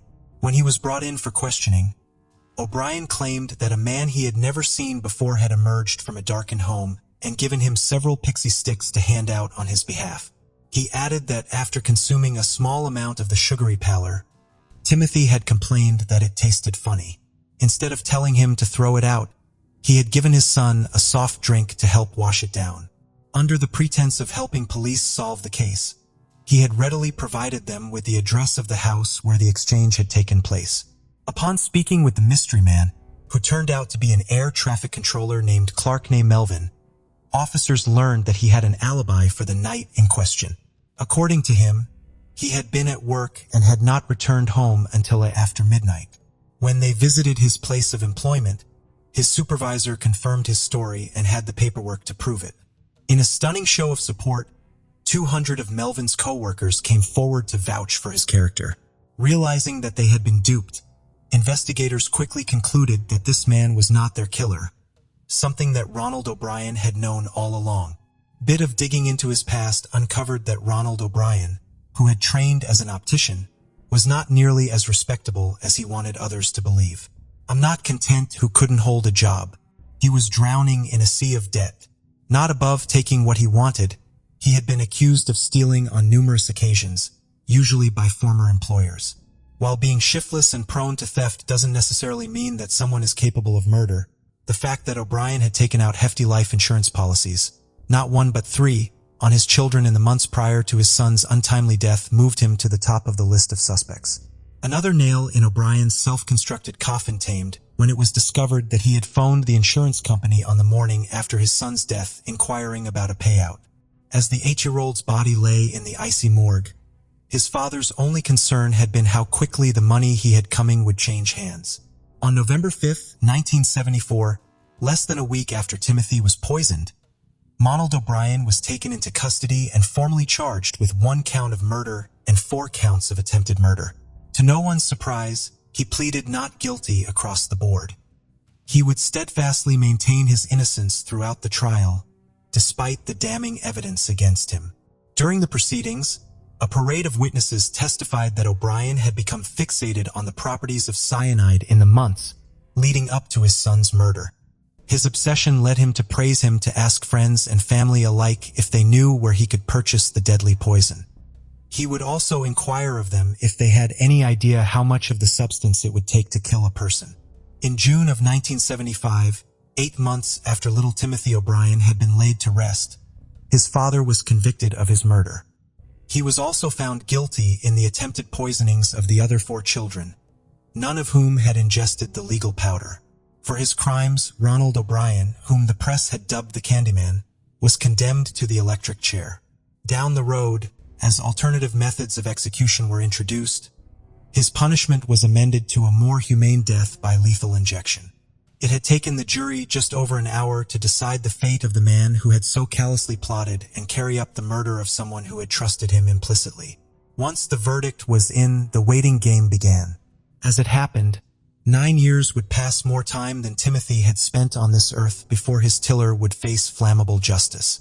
During his time on death row, O'Brien was reviled by his fellow inmates who, despite their own misdeeds, considered him to be lower than a snake's belly. Their hatred of the child killer ran so deep that they had thrown a party on the day of his demise to let him know that he would not be missed. After several stays of execution, O'Brien was put to death on March 31, 1984, at the age of 39. When asked if he had any last words, he had taken the opportunity to rail against the system that had allowed him to come to such an end. When his death was announced over the loudspeaker, hundreds of people who had gathered outside the prison to celebrate the occasion had shouted "trick or treat," while throwing handfuls of candy in the air in remembrance of Timothy, a young boy who had paid the ultimate price for his father's greed. Todd Allen Reed, the Forest Park Tiller. The bodies of 3 women were found in the same stretch of parkland, all within a month of each other. It was not long before police had their man. But is he responsible for more than the 3 murders they convicted him for? 32-year-old Todd Allen Reed was already a registered sex offender when he strangled to death at least 3 women before dunking their naked bodies in Forest Park, a heavily wooded area just west of Portland, Oregon. From 1992 to 1995, he had served a measly 2.5 years of a 12-year sentence for the sexual assault of Shelley Harding, who was 7 months pregnant at the time of his cowardly attack. She had been walking home from work when he approached her and forced her into his car at knife point. Reed was involved to him and fled the scene of a minor crash with another vehicle on his way to the secluded spot where he sexually assaulted Shelley. After he had assaulted her, he attempted to strangle her with a seat belt and began to cry. Shelley was strong and she was calm. She had been talking to Reed constantly like he was a friend, almost building a rapport. Whilst doing so, she made sure to leave as much physical evidence as she could, touching every surface to leave as many of her prints as possible. Whatever this monster was going to do to her, she wasn't going to make it easy for him to get away with. When Reed broke down, she used this to her advantage, and her pleas to be let go and her promises that she would not tell anyone worked. Reed let her go. Not only did Shelley report her abduction and assault, the 2 men that had been in the car that Reed had crashed into also reported the hit and run. They even had his license plate. Reed pleaded no contest and was handed the 12-year sentence. He was registered as a sex offender and, crucially, his DNA was taken and stored in the state crime lab. This would be the golden ticket police needed to catch the Forest Park serial killer 7 years later. Reed was released early as he had built up sentence-reducing credits, half of which were for good behavior. At roughly 8 miles long and 5,100 acres, Forest Park is one of the largest urban forest reserves in the USA, ranked 19th to be more precise. It is not easy to wander from the 70 miles of trails to the park's dense vegetation. To highlight just how secluded this park can get, once you're off trail in 2004, a 53-year-old man called Frank and his 12-year-old daughter Ruth were discovered to be living off-grid in the park. They had been there for 4 years, completely undetected. On May 7, 1999, a couple walking their dog on one of the park's more and more trails would come across the body of 28-year-old Wella Faye Mahler. She was naked and face down, entangled in thick blackberry brambles. She had been strangled, and it was determined that her body had been there for around 2 months. Police would find a used condom merely 28 feet from her body. They were able to extract DNA from this vital piece of evidence. The next day, May 8th, police themselves would discover a second body whilst they were searching the immediate area. The body of 26-year-old Stephanie Lynn Mussel was found around a quarter of a mile away from where Lilla had been discovered. She too was found naked and had been strangled. Tests would determine she had been left there less than a week before she was found. They would also recover traces of DNA on her thighs. A group of hikers would find the third body, that of 18-year-old Alexandria Eisen, in the early evening of June 2nd. Alexandria had been reported missing sometime in May. Police were unable to reach her body until the next day. Due to the location, she'd been dumped down an extremely steep slope just off of a deer path. She was found naked, and she too had been strangled. Her body was around 1/4 of a mile away from Lua and Stephanie's. After the discovery of Alexandria's body, Police Chief Charles Moves admitted that investigators had concluded they were looking for a serial killer due to the similarities of the crimes. Physically, all three women resembled each other, but they also had very similar life experiences. They were all homeless at the time of their deaths and had cocaine and heroin addictions, although Stephanie had just completed a detox program before her murder. Lila and Alexandria, or had been at some point, engaged in prostitution to pay for these addictions. All three women were known to frequent West Burnside Street. It's also been claimed that Lila and Stephanie knew each other. Although this has not been proven either way, it was determined that all three of the women had been murdered elsewhere and their bodies were taken to Forest Park afterwards. Toxicology all showed that they had taken heroin sometime before their deaths. The police response was immediate and it was impressive. A specialist task force consisting of 16 individuals was formed and they set about scouting bars, reaching out and offering protection to the community being targeted, and 30 additional beds were made available for homeless women during the investigation. Although residents were not happy about the lack of information they were receiving, the police kept their investigation tightly under wraps. Such was their determination to catch this killer. The task force would use the physical similarities of the three women to their advantage. A female officer of a similar appearance posed as a prostitute in West Burnside Street to see if they could reel the killer in. And sure enough, Reed took the bait. On the July 7th, the same day a vigil was being held for Lila, Stephanie and Alexandria approached the undercover officer. And it was not long before his suspicious behavior flagged him to police. At about 5:20 a.m., he was approached by a member of the lookout team, Sergeant John Botchlet. Regrettably admitted that he was a sex offender and agreed to a search of his vehicle. They found in a used condom a book entitled The Killing Gift about a woman who can kill men by merely looking at them, and some yellow strapping. There was nothing incriminating to be found and the police had to let him go. He was not the hook, however, far from it. Another lookout that night, Detective Sergeant Dave Schlegel, recognized him from the 1992 sexual assault case. He had in fact been the arresting officer. Police began 24-hour surveillance of both at his home and at his place of work. At least once during this surveillance, he was observed driving in circles around West Burnside and Sandy Boulevard. The police web results came back and confirmed that the DNA from the condom at the Moore crime scene and the DNA found on Stephanie's thighs matched the DNA that was on file for Todd Allen Reed. At around 7:30 p.m. on July 18th, after Reed had left for work, police executed a search warrant at his address where he lived with his girlfriend. Once the police had left the premises, his girlfriend phoned him to let him know the police had been there. He attempted to make a getaway in the middle of his shift, but it was too late. The police had already arrived. At 11:30 p.m. on July 18th, 11 days after police had questioned him and only 1.5 months after the task force was set up, Reeve was arrested outside of Ranella Produce, the warehouse where he worked night shifts unloading the delivery trucks. On July 27th, he was indicted on 7 criminal counts in relation to 3 homicides. It emerged that Reed, who had been ordered to serve 8 years post-prison supervision and actually been kicked out of a sex offender treatment program 2 weeks before his arrest for failure to attend. On February 23, 2001, he pleaded guilty and received 3 consecutive life sentences with no possibility of parole. Reed had been facing the death penalty, but his plea deal took this off of the table. Reed is also the prime suspect in 2, possibly 3 other murders in the Portland area.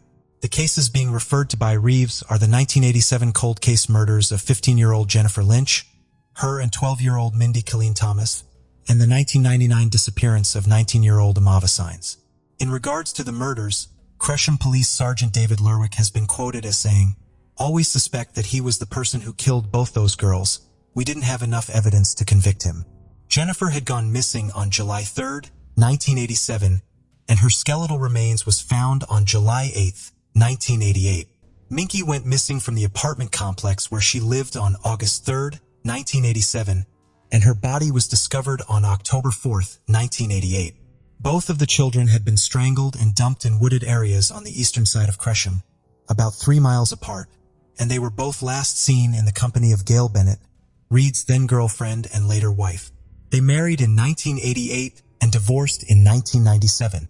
Gresham police said Bennett, who has a police record of her own, might have information about the killings but has been uncooperative. Bennett has denied any knowledge. At the time, police were operating under the assumption that they had both been killed by the same man and that this man was known to them. They had questioned Reed at the time of the investigation due to the fact they had both been seen with Gail, but he was never charged or arrested. Police renewed efforts to solve the Gresham cases after his arrest in the Portland killings, but attempts to compare DNA from the old crimes with Reed's DNA have been inconclusive. Alma the witness seen on June 30, 1999 and has not been seen since.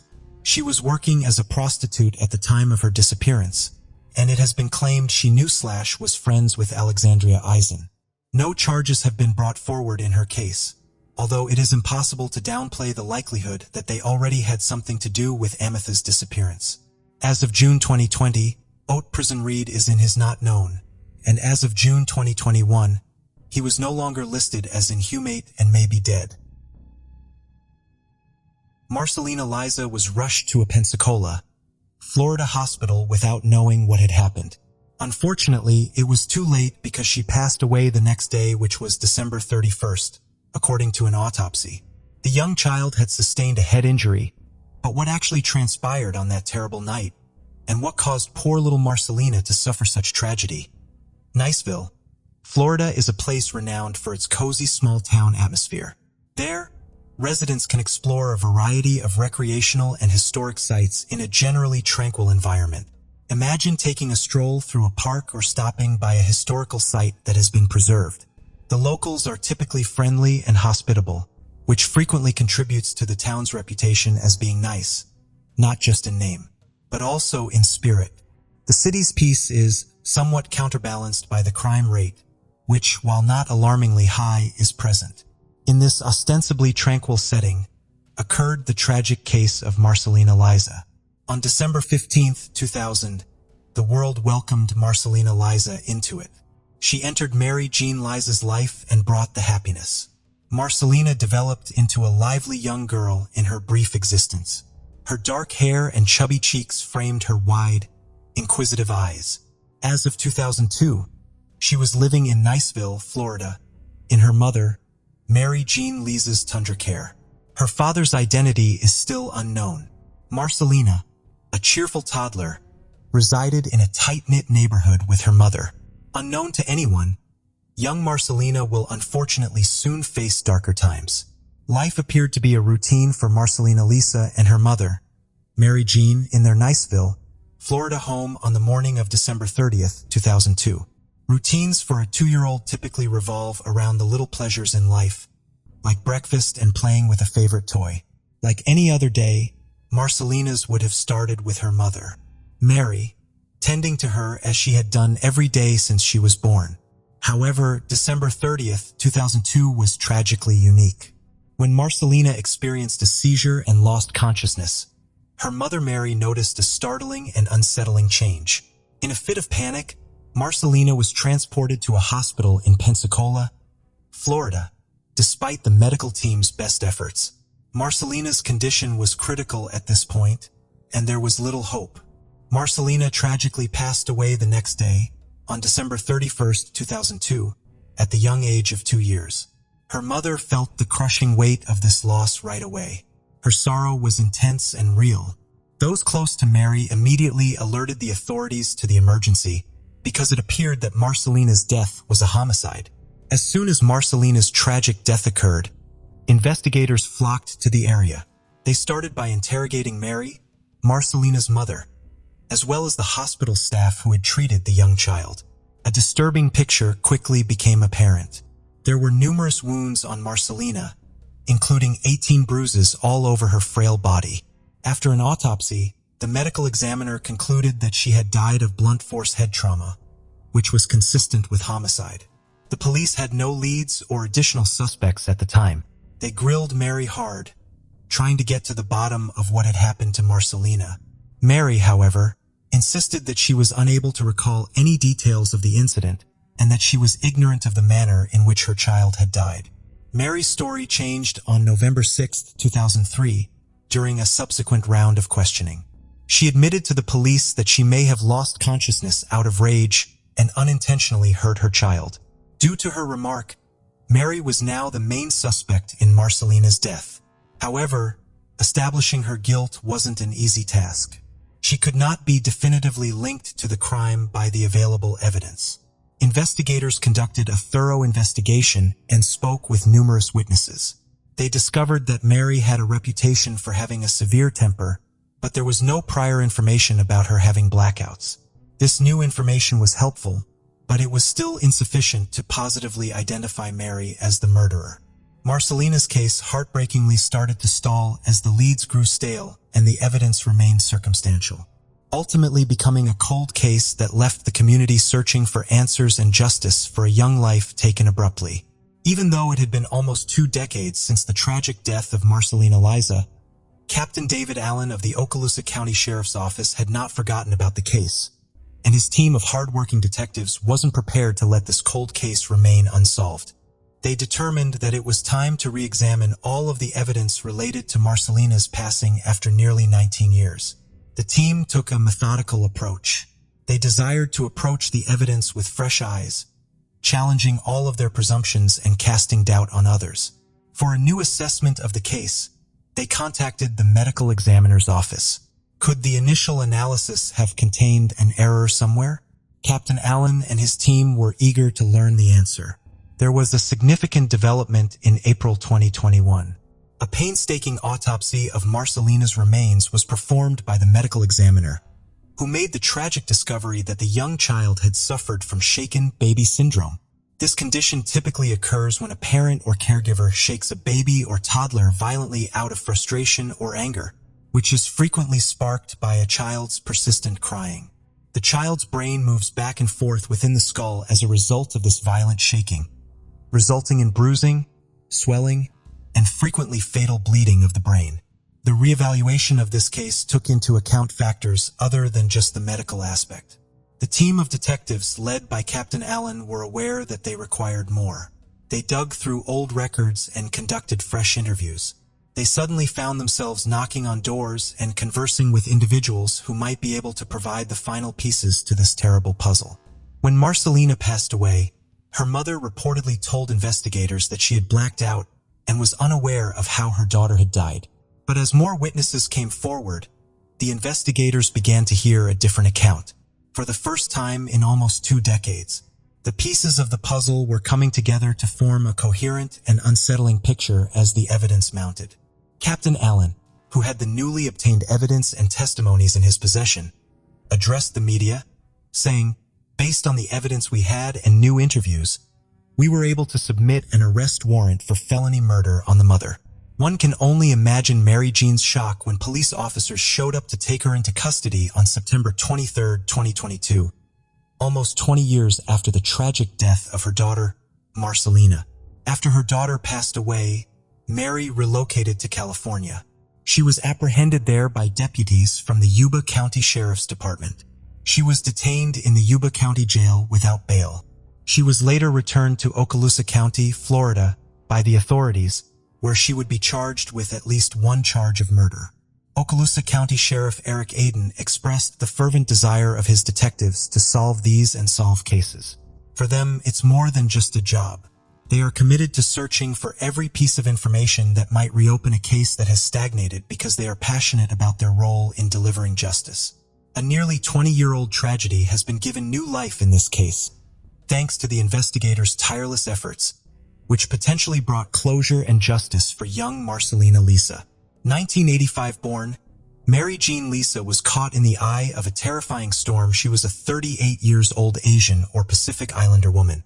Mary resided at 2324 Pertania Circle in Navarre, Florida, for a few years following the passing of her daughter.